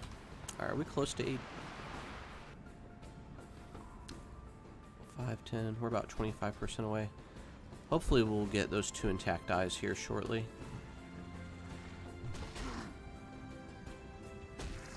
Yeah, I do. Well, on live, I have a 35 Druid Alliance on Scarum server, and that was depressing. I'd quit at level 35 about a little less than a year ago, about 10 months ago. And when I came back, oh, there's only like 300 Alliance to like, so it's like a 90% Horde server now. There's like nobody in Stormwind. On Classic, like way back in the day, I played during Burning Crusade when it launched. I had a max level mage on level 70. I also leveled a rogue to 70 during Wrath of the Lich King. And then on private servers, like legitimate private servers where it was like 1x Classic XP, I had like a 43 Orc Warrior, a 55 Night Elf Rogue, a 40-something Orc Rogue. So I'm fairly familiar with the Rogue and Warrior class. I'm a little rusty on Mage. I've never played a Classic Mage. I played Burning Crusade Mage, which is definitely a little different. The talents are a little bit better. So I'd say like mid-level Druid I'm pretty confident with. Let's grab this Barnacle. Oh, that scared the crap out of me. I thought I was drowning. I thought my character was starting to drown. Can't deal with that stress. But yeah, I'd say I'm most familiar with Rogue, like in recent history, with like Classic. And honestly, I think if I was playing like a Rogue or Druid, this challenge would be so much easier for me than this Shaman. Like, Stealth is like a game changer for leveling. Like, the places you can go without aggroing or worrying about, like, you pick every fight. Like, you control it. Like, to that point, if I was stealthed while I was in between fights, right, in Oasis, I wouldn't have died to that Centaur, that elite. I mean, maybe he still would have aggroed me if he was close by. But I would actually do 5 out of 5 stealth when I leveled my rogue. I did subtlety to get him, and I did like at the Hemo build. I didn't do like a subtlety ambush build with daggers. I was actually doing Hemo, which does better with the high damage slow one-hander main hand. That's how I prefer to play rogue, because I think improved stealth is way better than combat from the perspective of survival and picking your battles quickly. Like, you're gonna feel compelled to ignore stealth more often if you move slow, right? So if you take subtlety, 5 out of 5, you get quicker stealth movement speed, and it's harder for them to detect you stealth. So you can, you know, what if a high-level mob is pathing towards you in a cave and you have no way to avoid it? You know, you just killed a mob. And it's going to path close to you. If you have the improved stealth, that could be the difference between aggroing it or not. Maybe vanishes on cooldown. So yeah, I actually have a rogue, because after I died at level 15, I strongly considered just saying, you know, F this Shaman. I'm going to go to an easier class for me, one that I'm very familiar with. But at the end of the day, this is like the extra challenge. Look at that. Hey, blessed run right here.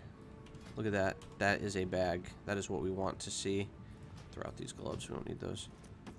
That is good luck right there. That is good luck. How about you, son? What characters have you leveled your highest to? On like what servers?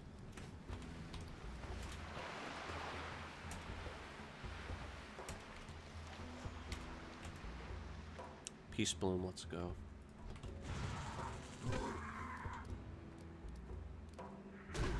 I'm just gaining energy, like, for this run. Like, as you get stuff like that, it just starts to feel so good. Like a bag pickup, that's huge. Got the bag, we got the Peace Bloom.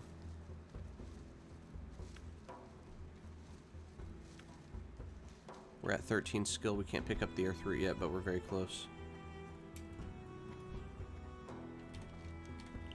We're gonna keep killing these as we go. There's more Peace Bloom. We need to grab that Peace Bloom. Am I going to? Yeah. Okay.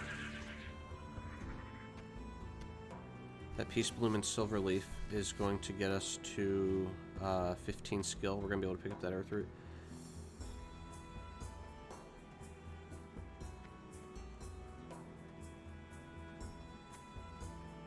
A priest. That's very cool. You know, that is one of the classes I've considered for the challenge. My goal is to play classes I've never leveled while also doing the hardcore challenge. Shaman is definitely #1 on my list because I've always liked melee characters, and the Shaman's kind of unique in the regard of enhancement, but I always considered priest like the next choice for me past mage. Like mage was like my spellcaster, but Shadow Priest looks so cool to me. And Discipline Priest, when I was playing during Burning Crusade, was like super clutch in arena. Like with melees, it was just like the synergy with a Disc Priest with like a warrior or like a threes team with like rogue and mage. I just like Discipline Priest in general because they have that unique shield emphasis and the pain suppression skill. I just thought was so cool for like PvP survival. Do you play like a holy one to heal like for raids and stuff, or do you what kind of spec do you do? Are you max level? I bet you are if you've been playing the whole time.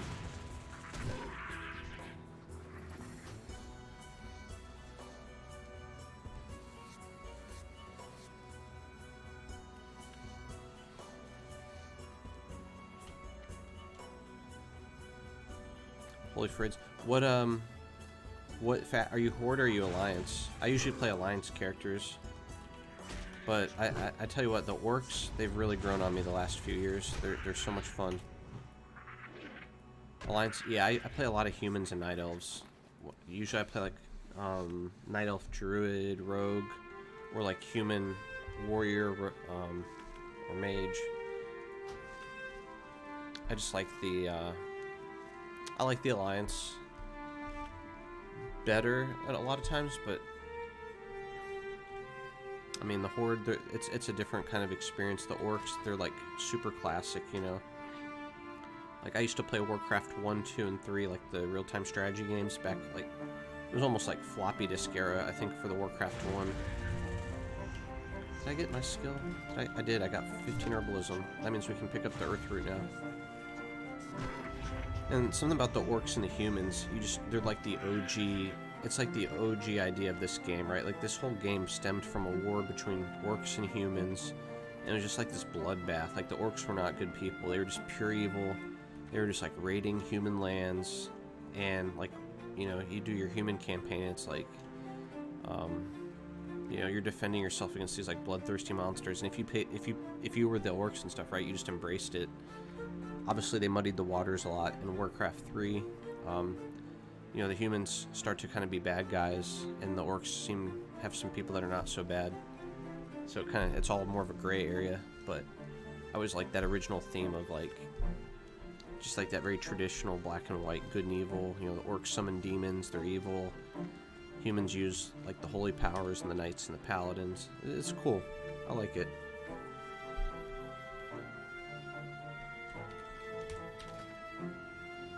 Yeah, we'll definitely ding 8 off of this turn-in.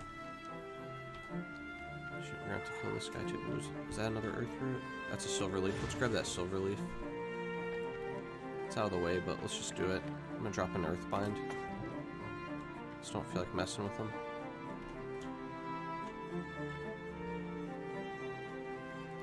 Hey Fox, welcome back. Good to see you. Yeah, we're flying, man. We're about an hour and 40 minutes into this run. So my goal is to get to the Barrens in the next like 2 hours. I'm probably being optimistic, but because I like to stop to get these herbs and stuff, and that's not going to help us. Alright, let's just kill these guys. They're not going to relent.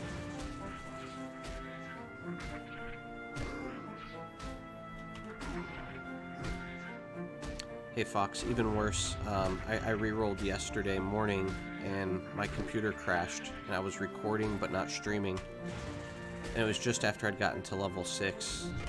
You know, when you hit level 6 and you're at like Razor Hill, you feel like you're just starting to get some momentum, right? Like you're out of that slodge of the first 30 to 45 minutes in the newbie area, and then my computer crashed and my file corrupted, so I couldn't prove that I leveled, 1 to 6 without dying. So I was just like, delete, reroll, here we go. This time everything's streamed, even when I don't feel like, super early in the morning and stuff. You're not like engaged. Like right now, I'm in a great mood. It's a great time to talk to people, talk about the game, talk about what I'm doing. But sometimes you're playing and you just like, you don't even want to talk out loud. Like you're just in that headspace. So when I'm feeling that way, I'll just turn off the web camera. But I'm going to keep it streaming at all times because if my computer crashes, the stream will be saved at least. Because, yeah, if I lose my progress because of a stream from my computer crashing, I'll lose my mind. But I guess at that point, I could end up just dying on a mob, from a computer crash, and that would really suck.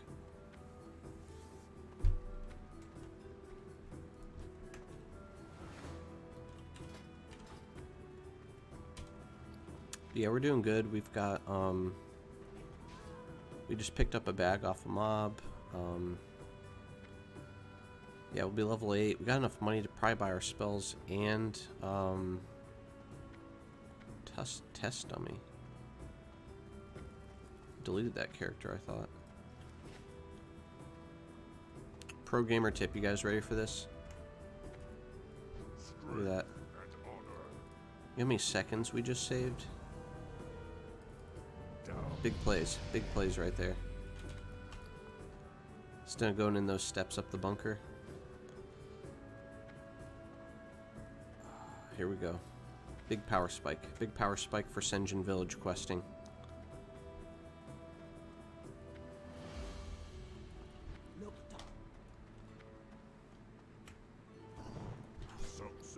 Alright, let's get these, get rid of all this junk.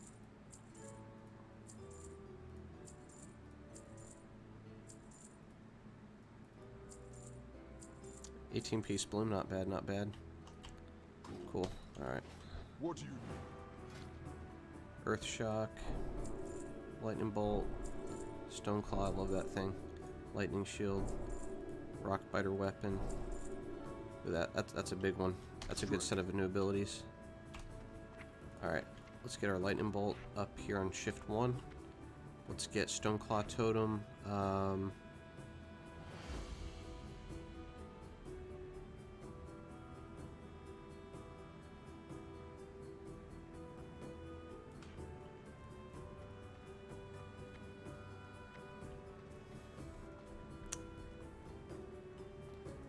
I gotta figure that Stone Claw Totem out, what I'm gonna do with it.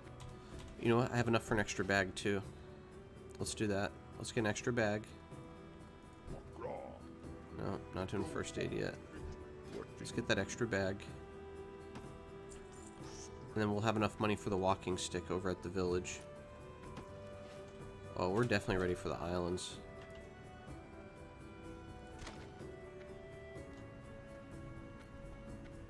We're looking real good. Might even pick up some herbs on the way there. We're gonna ignore this for now. We'll do that on the way back, because we have to come back here. And we'll be stronger. We gotta do all this. We need to do all this down here. Get these centaurs done. Get these tigers. Get these trolls. And these eggs. We're gonna get all that. There's gonna be a treasure chest here by the centaurs if they're not overcamped. They might be overcamped. There's a lot of people playing this morning. It's armor. 13%. Okay. It's not great. Not terrible.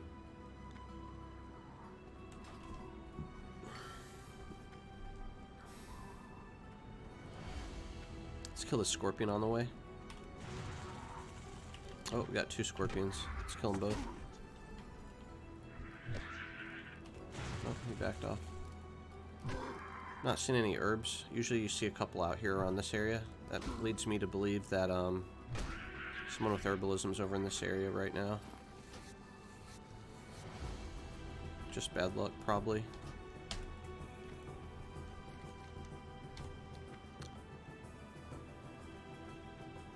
Also, just from having run this same area 6 times now, I'd say the road itself is your best bet, because look, now you can see the earth root and the silver leaf. Sometimes you feel like you got to be off the path to find the herbs, and that is technically true, but usually you stay on the road and you can see it from either side, and then a lot of times you'll go to get that first root on one of the sides and it'll branch out and you'll see some more. So I'll do like just a little extra step here. Nothing popped up, so we're gonna circle back, get that silver leaf.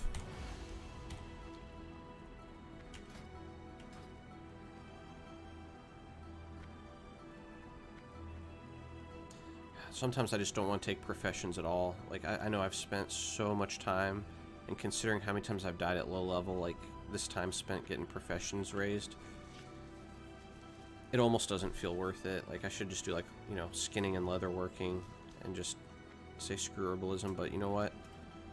The war effort for the peace bloom, the extra silver for these early levels, having that extra bag space, the better weapons, you gotta do it. It's just... it's the right way to play if I'm serious about making it to max level. Well, I guess theoretically I could just ignore it and start my professions at like level 10 or 20, but I like that feeling of progressing your skills through the right areas as you're at that level. It doesn't feel like a slog. It feels like it's part of the leveling experience. Where are we at now? 20 herbalism, that's what's up. Alright, so first stop, we go to the village, we do the turn in, we grab this staff. It's gonna be a huge upgrade from this walking stick. This is 2.6 damage per second, right? One we're going to is, I think it's 4.2 damage per second. I think it's about the same speed, but just higher damage. I think it's like 8 to 16 or something. Yeah, let's kill this one.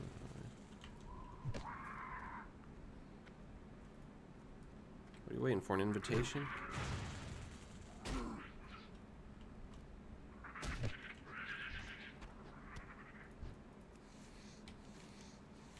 We're doing good. We're doing good. This is a pretty smooth run so far.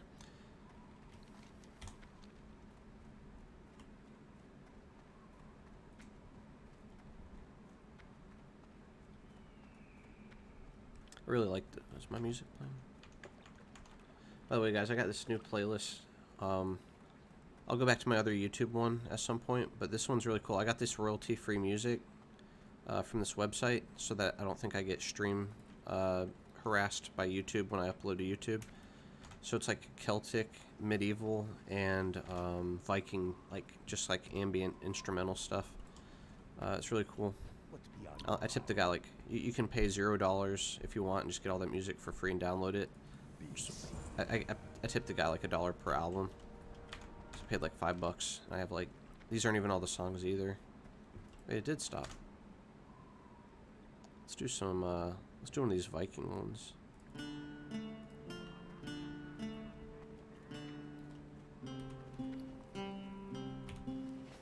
You come get the food.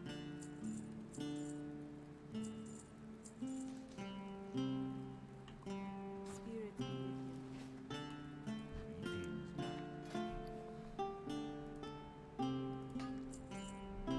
greetings, 8 to 13, 2 point. It's a lot faster too, which is actually good for how I'm playing right now. I'm not doing the Earthbind Totem kiting. I might try it. I might try it again. We'll see. Sometimes it feels really clunky at these low levels.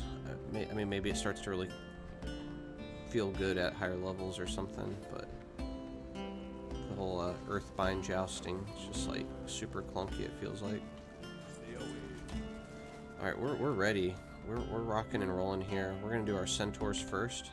And then we're heading to the islands. Huge time saver that we already did the crabs. Like, we got such a good drop rate on those mucuses and stuff. Sometimes I have to... I'm gonna start... I'm actually... Knock on wood, hopefully I don't have to do this again, but if I had to, I'm gonna keep doing those mucuses up there around where the crabs spawn up here. Like, drop rate seemed really good. Let's just kill this guy, just because. I see some herbs down here. Forgot to put a rock biter on.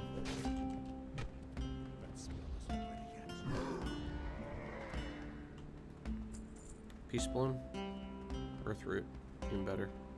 Guaranteed skill up. Timer spent for each level. Yeah. Yeah, I need to find an easy way to do that. Is there an in-game timer? Shit. It's gonna get pretty slow once I hit Barrens because I'm gonna be back in less familiar territory, right? Because I haven't had to level in the Barrens and probably almost 2 years. I think was the last time I was playing my Orc Rogue on Nostalrius. I forget what level I made it to. I think it was like 41. I might not have even been 40. 42. But he had capped fishing, like alchemy and mining. No, skinning and mining. Maybe I dropped skinning. Maybe I dropped mining and picked up alchemy. I don't know. I did something. Yeah, let me see. Is there an in-game timer? I have to download an add-on, probably.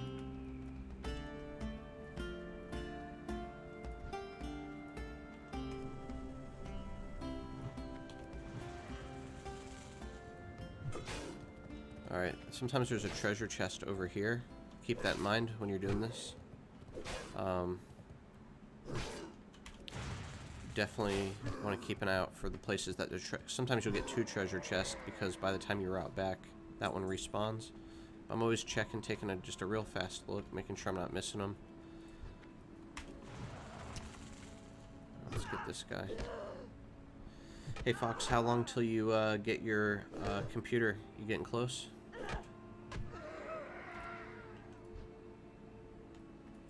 There's our quest item. No treasure chest hidden in here.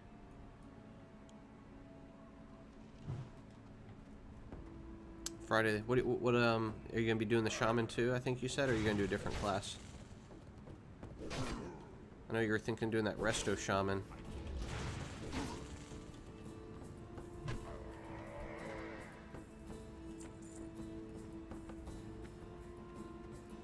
Damn, these guys are already clearing, so they've probably got the treasure chest before me.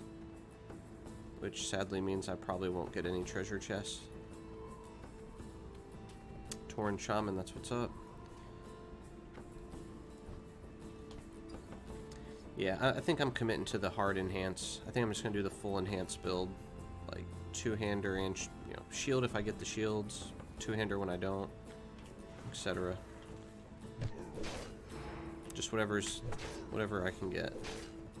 Straight to Storm Strike, no hybrid builds. That's what I'm gonna do.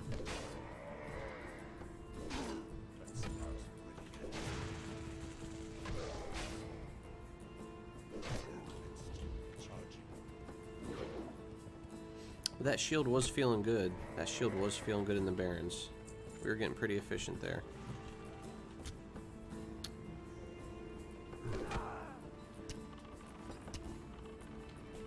This dude's gonna get me killed.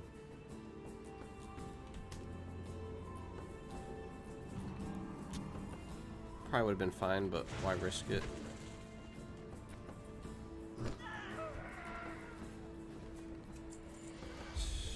No treasure chest up here, probably. I think sometimes there's a treasure chest over in one of these tents as well. It's like one of the other placeholders. Like, basically, I think there can only be 1 treasure chest active out of these 3 camps. Somebody recently got them because I know they're a pretty quick respawn.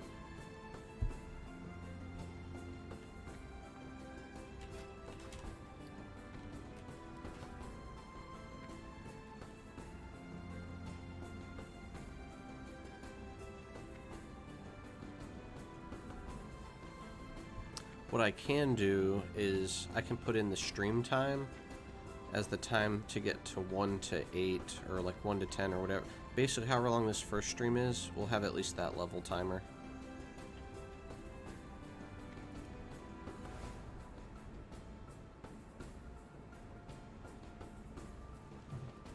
And then if I can find a good add-on that I can just click, you know, start and pause, that'll be fun.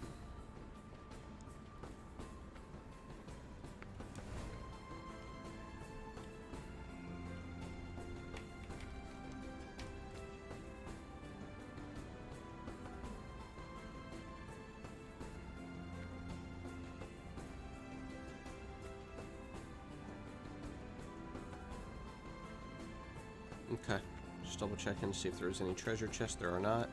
We're gonna do a quick turn in and sell.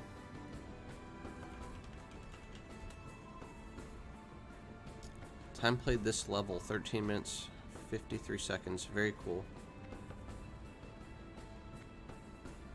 Noted. Let's grab that earth root.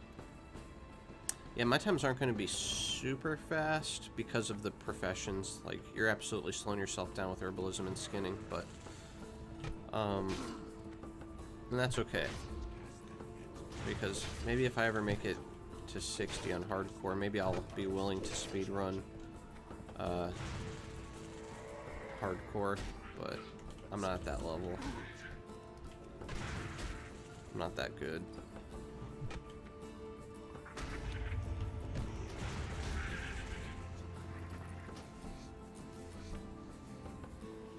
Okay, earth roots up. Let's get it.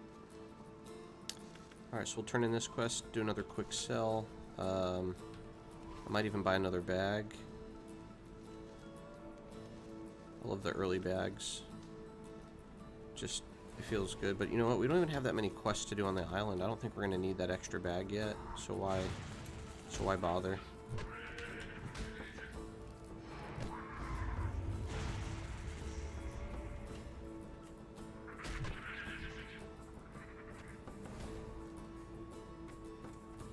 It's actually a long time at level 8.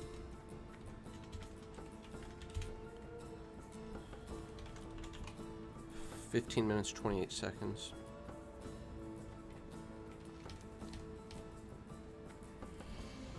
You know, I'll get a notepad out though. At least we can start.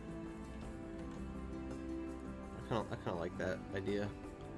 All right, so we'll do levels 1 to 7. We can subtract the 15 minutes. We'll say an hour and 45.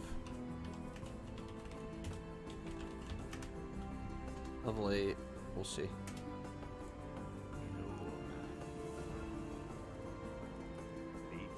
Alright, got a little minor upgrade here. Looking snazzy.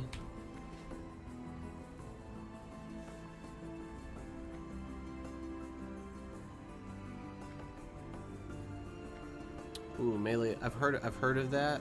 There's a few challenges like that, isn't there? With like unique restrictions on your classes. Yeah, that.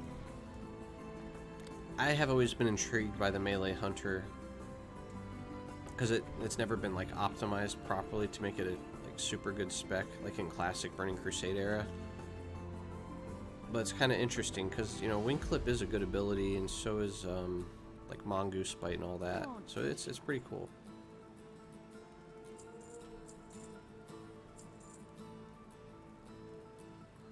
It can certainly be done because of the way your traps work in Feign Death, but it's probably pretty painful when you compare it against like you know, like a warrior enhancement shaman rogue, you know, but that's pretty cool. I like that. It's like those ideas seem completely crazy until you start getting into this challenge, then you get hooked on like just the way it is. It's weird. It's like, now what I would never do, I don't think, because it just sounds super boring to me, is the Iron Man, which I guess they do on live right now, where you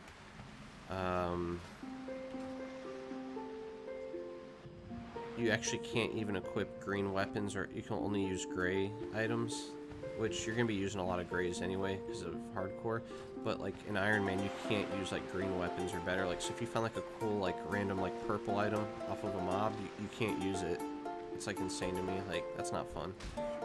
Like, half the fun of playing the game is upgrading. Like, the fact that you're only upgrading what you can find is satisfying. But restricting yourself, like, oh, I can't use this magic weapon, I'm gonna delete it.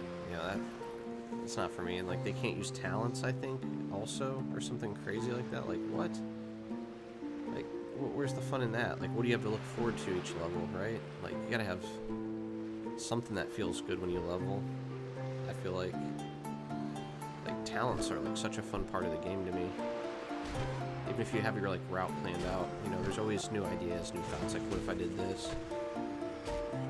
That's actually kind of a shame with modern WoW. It's one of the reasons that I can't get into it is like the way they do the talents. It feels like you don't have as many choices. They kind of just like tell you what you can do. I like the idea of being able to mix the different branches, you know, like doing like hybrid builds and stuff. It's like half the fun of playing games like this. It's like the idea of doing a challenge where you just don't use your talent points. Just like, not for me, so. That's one of the differences, I guess, between hardcore and Iron Man. Certainly got a lot of respect for anyone who can make it to max level doing that. It's just, that doesn't sound fun to me. Definitely sounds really difficult. A lot of preparation doing something like that and not dying.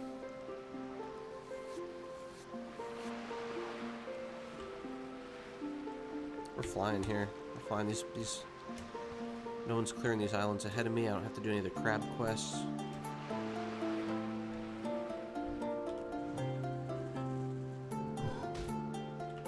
Refresh our weapon.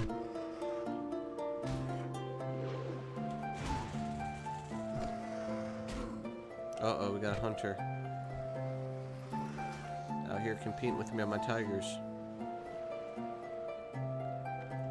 No eggs here.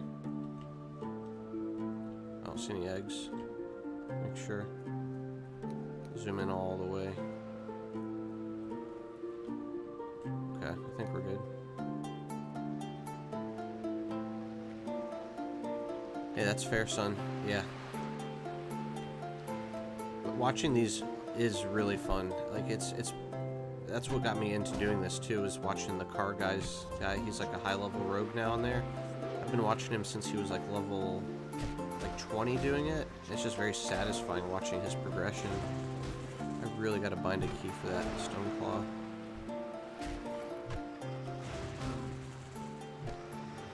But I can respect that, man. Yeah, if you got other competing priorities, hardcore is not going to feel very fun to do yourself. But you can always make it as a second character, but it is a bit of an investment because you got to stream it or trust that if your computer won't crash, you can record it. So there's that.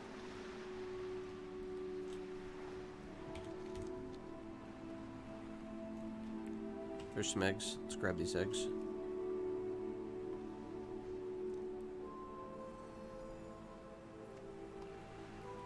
I just heard about a guy that died the other day. There's a quest in Daenerys that kills you when you... Did this guy just die?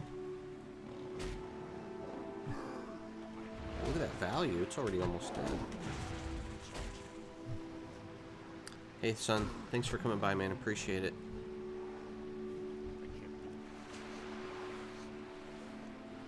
Super value getting that skin.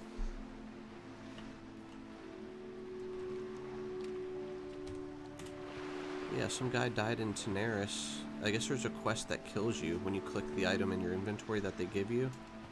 So he lost the challenge at like level 50 something doing that. Can't even imagine losing that way. It just sounds horrible.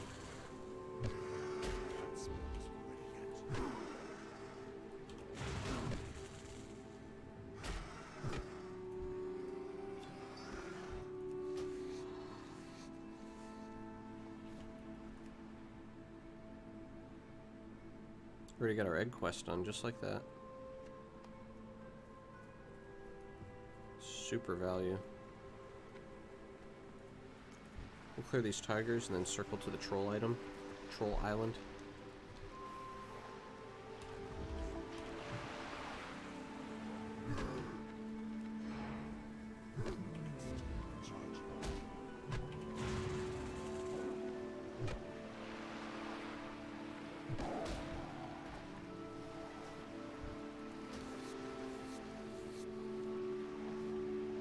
This run's looking real good. Usually I don't get the tiger furs that quickly. Sometimes they take a long time to drop. Like, I have to kill like 20 tigers.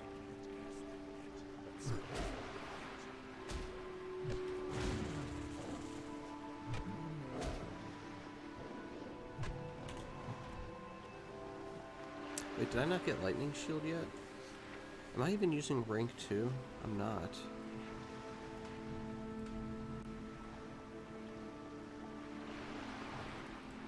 Oh my god, I haven't been using lightning shield. What's wrong with me? What if we did that? 3 and shift 3. Shift 2, that's gonna end up being a heal. Shift 5. Yeah, let's do that. I gotta get better at my keybinds. That's the one thing I have not done well.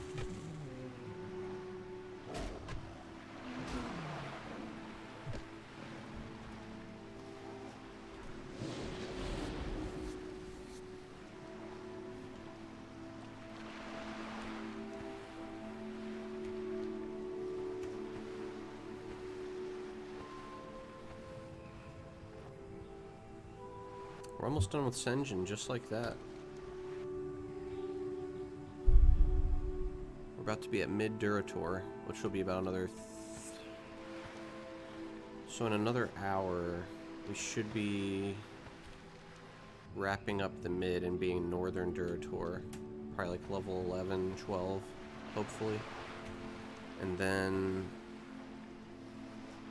we'll do all our turn-ins.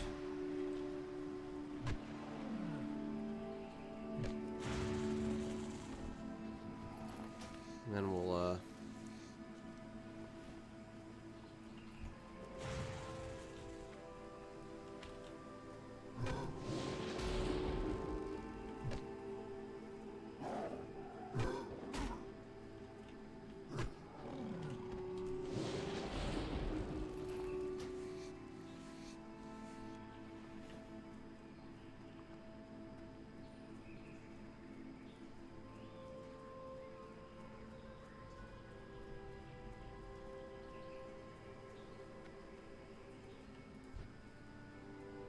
sometimes there's a treasure chest right there.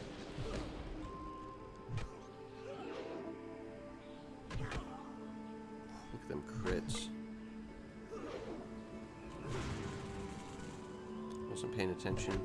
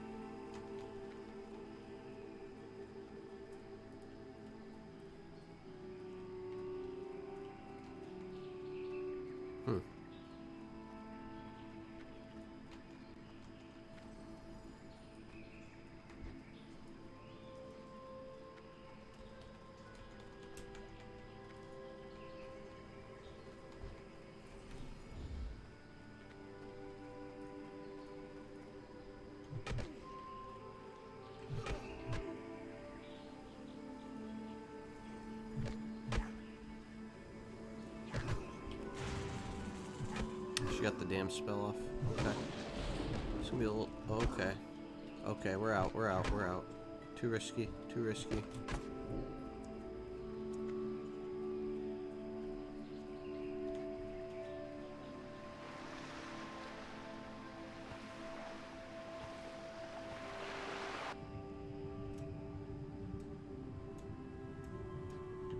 Okay.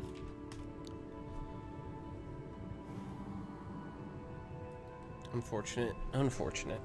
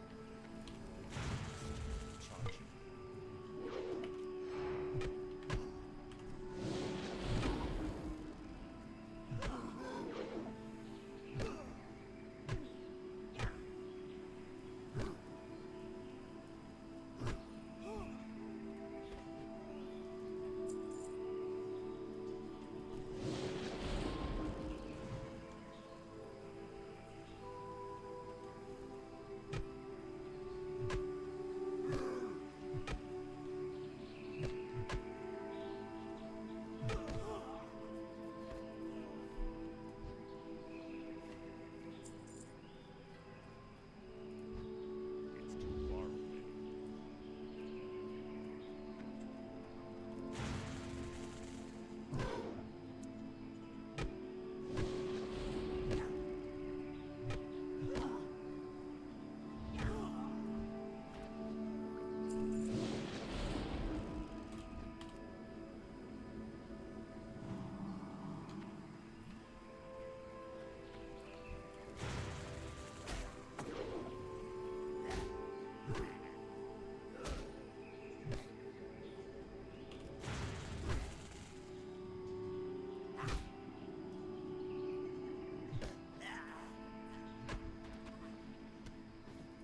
far away.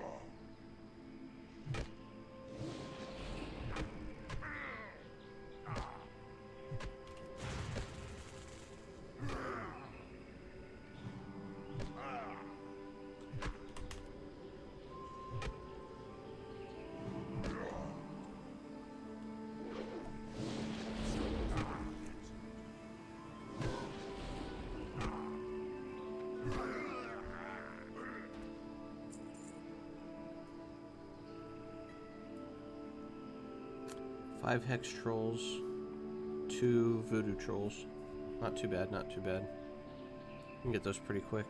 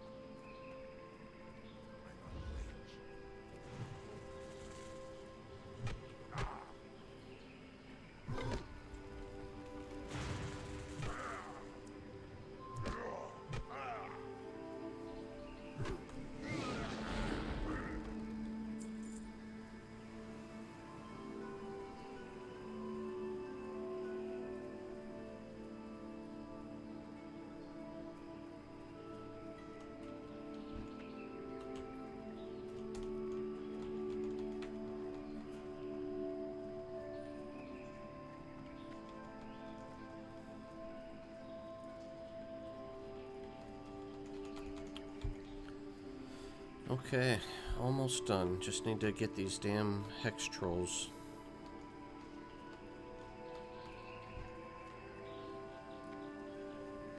Voodoo troll. Come on, man. All freaking voodoo trolls. I'm tired of it.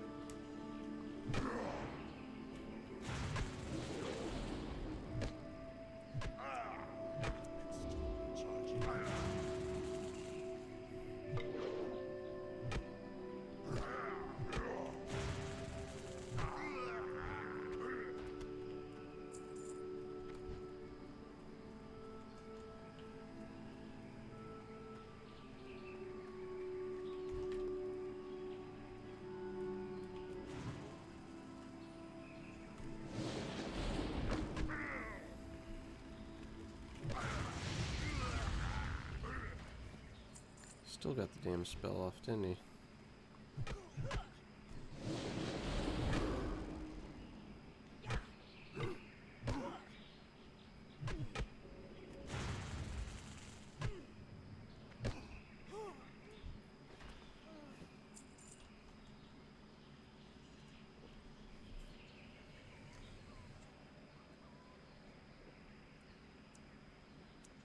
Oh, all right.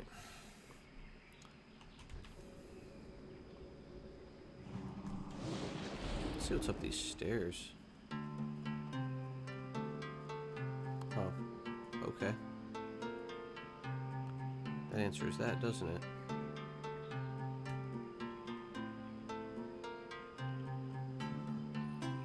Oh, that's my boy right there, Hex Troll. Get over, you fool. Oh, she helped him. Uh-oh. Alright, let's pull out the stone claw. There he is.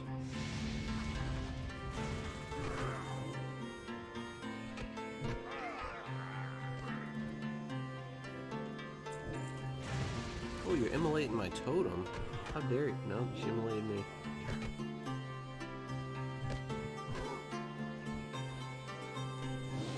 It's not the rudest thing I've ever seen. Did we do it? We're done. Alright, let's go to Senjin Village.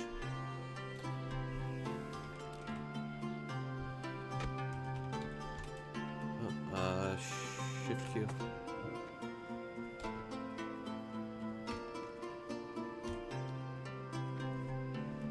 Oh, dirt's hard tigers everywhere.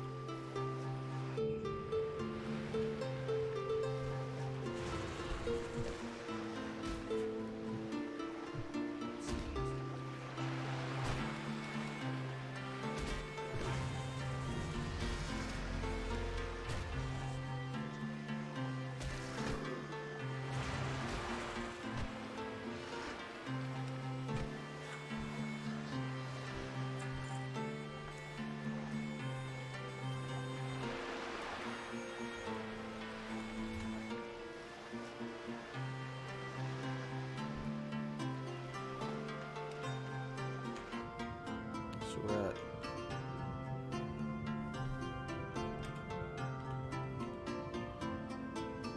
so 40 minutes, roughly.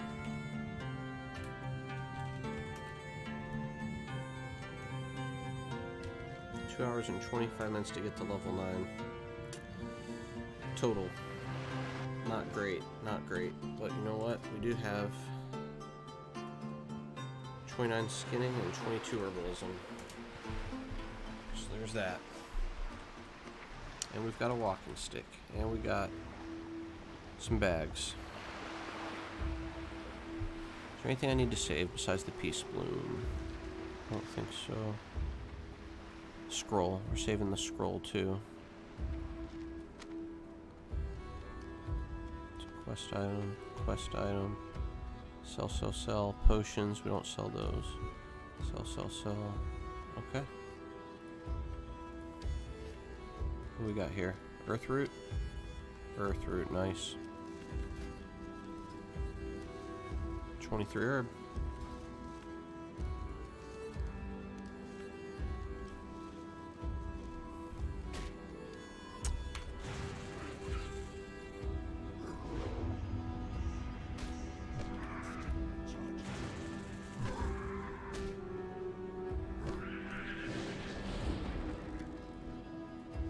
Scorpions are a pain in the ass. Get out of my way. Got work to do.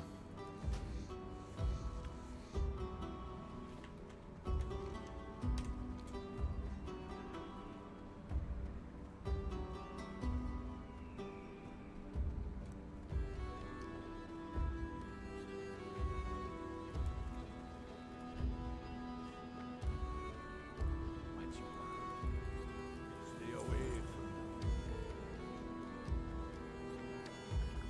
from what you want.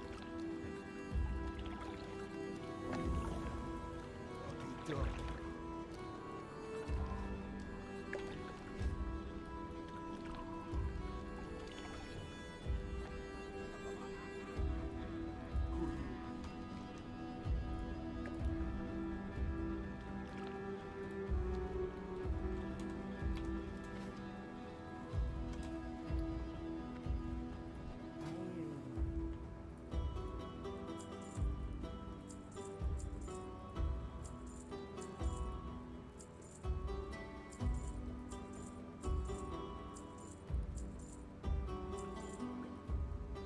Okay. You be careful.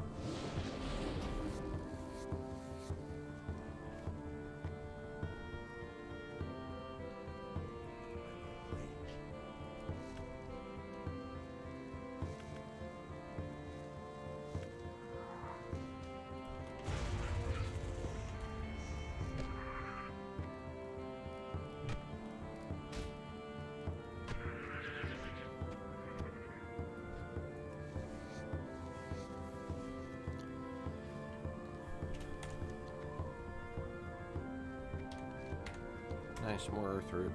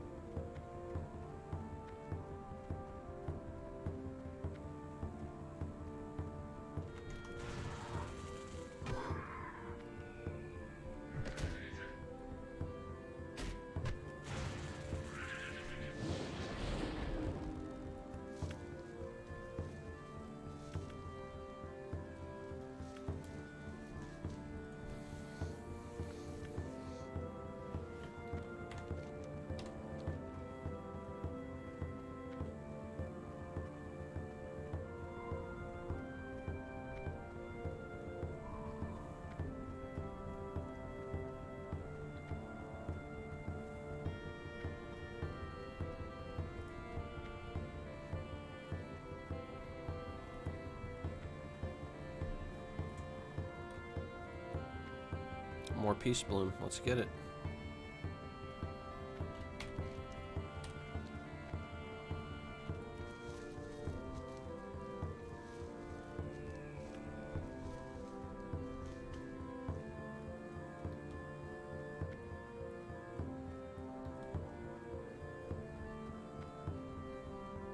More Earthroot.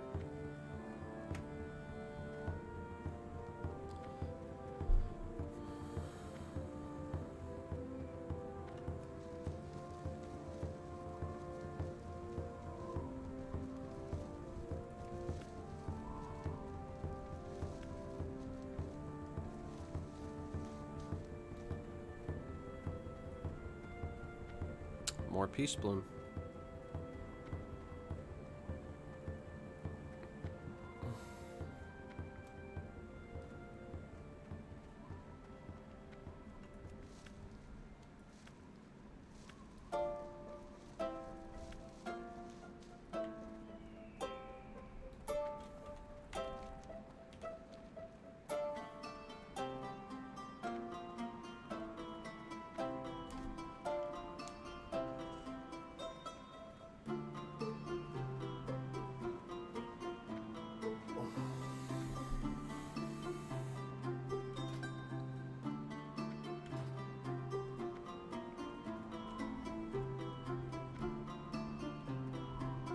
Hopefully we'll get a couple treasure chests when we do the boars up here. There's usually a couple I grab.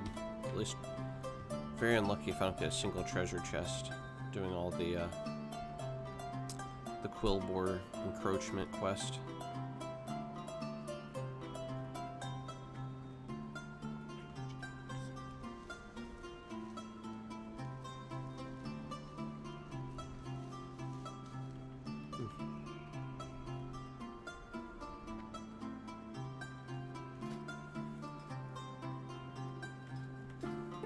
About 29 more points in herbalism to start feeling good about the Barrens.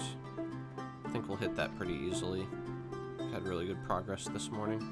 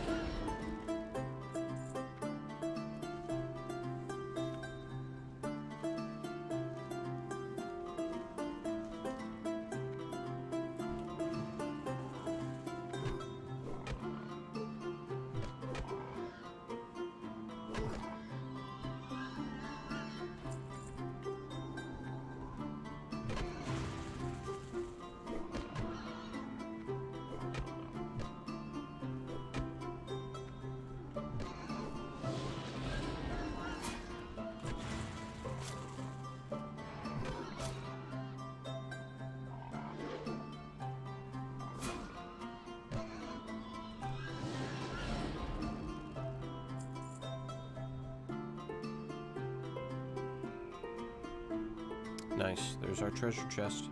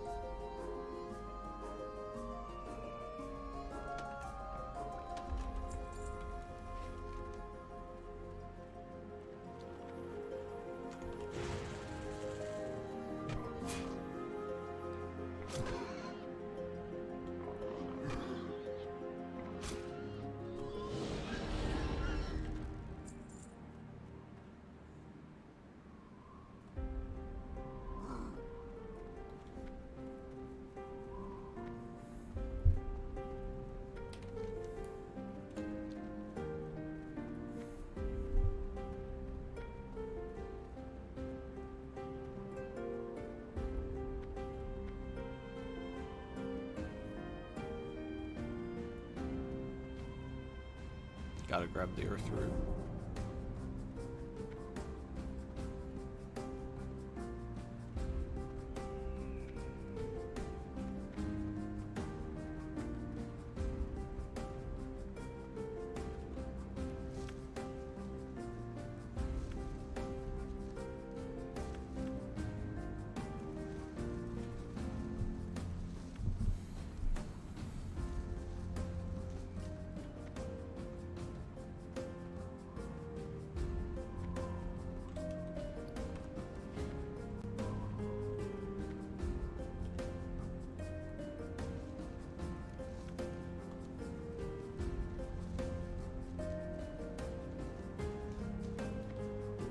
Okay, we're cruising.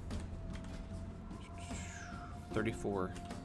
Alright, we want to hit about 60 so we can start getting Briarthorn pretty quick in Barrens. Not too far off, not too far off.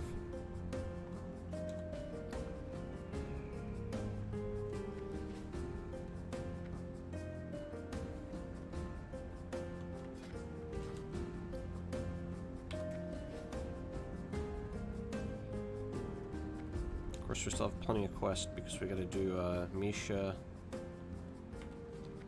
Yeah. So we got a bit to go.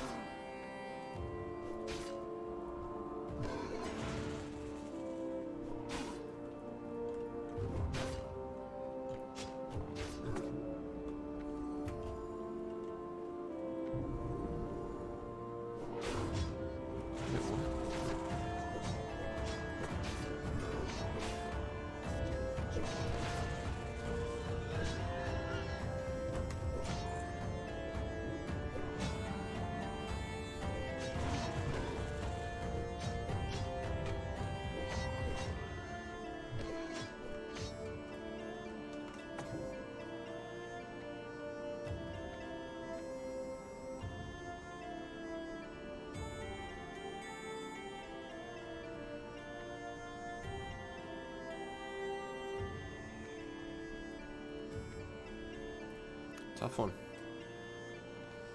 Thanks, Fox. Yeah, that one was That was a tough one to call. I did get to clear the ad by that elite. Considering the elite, if I wait for my heal potion to pop, should be able to handle him. Do I need to kill this elite? Will I get good gear off of this elite? Probably not, but let's do it anyway. You know, let's just do it. Maybe not. I'm level 9. That's a level 11 elite mob. Or it's a rare. Could have a cool green weapon though. Don't need the cool green weapon.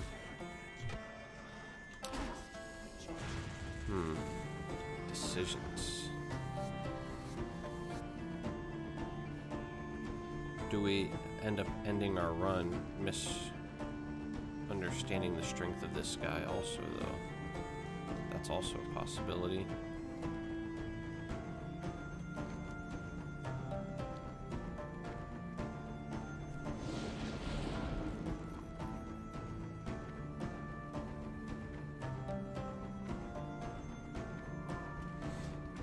I think we have a good enough understanding of these mobs to pull this off.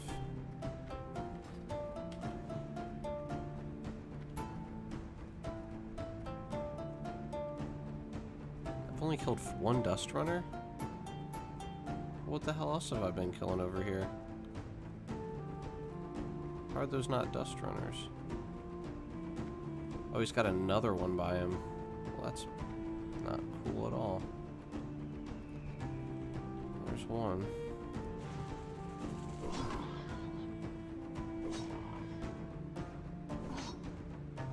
Captain Flat Tusk.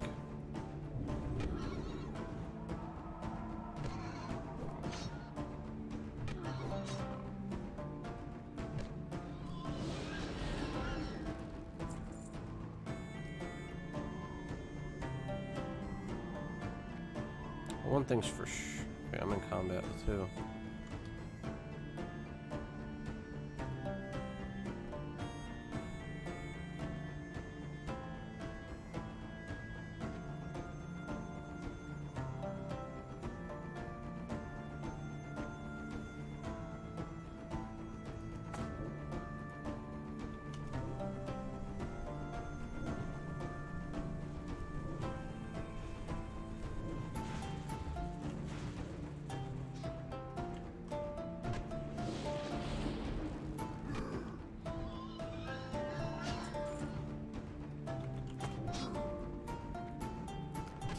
$650 hit points. Holy crap. Let's go, let's go, let's go.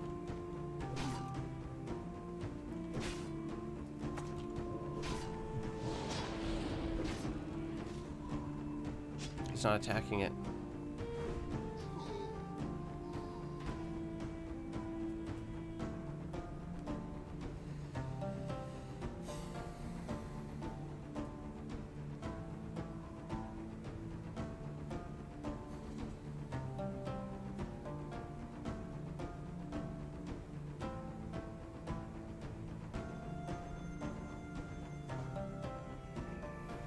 $660 hit points.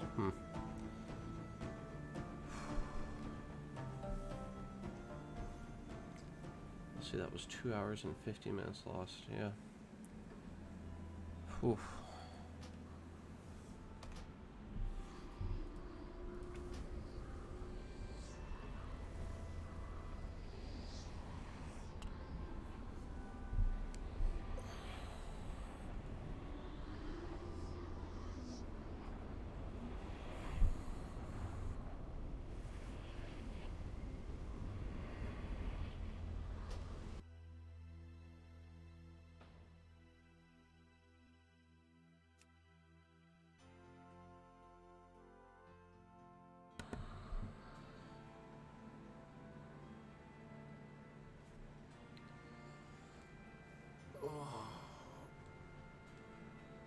Can't keep doing this.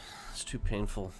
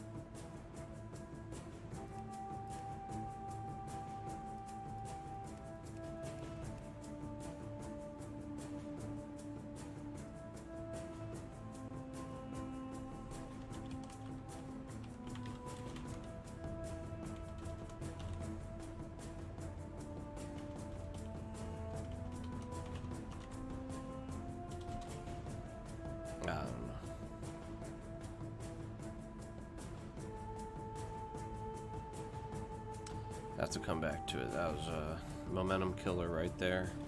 So stupid of me. Oh, I can't believe that elite was that strong though. I wonder if I could have hovered his HP before I was in combat.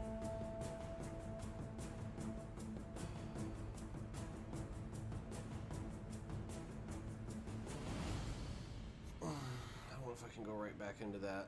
That's too much of the same.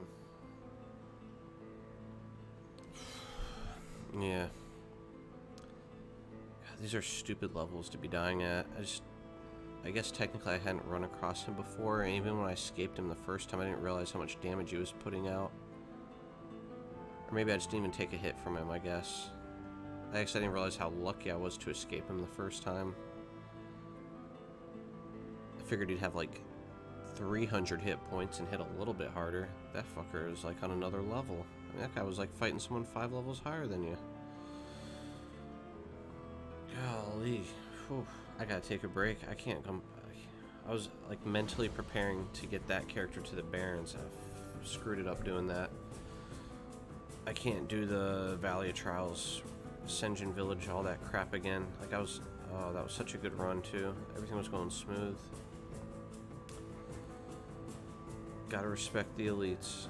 Too low level to be screwing with that type of stuff. I don't have the tools to survive.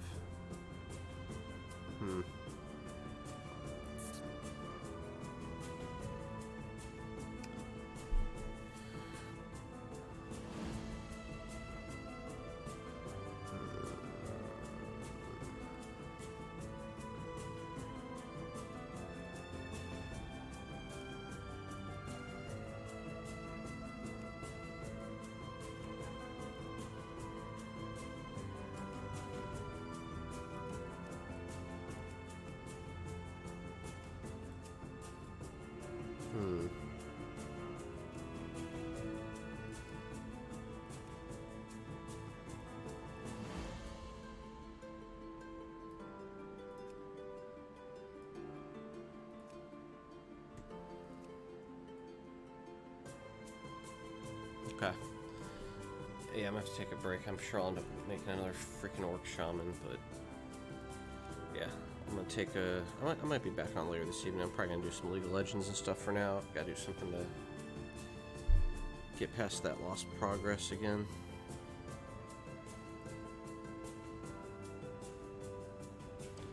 Alright, well, thanks for coming by, Fox, and I'll catch you around when I make my next guy.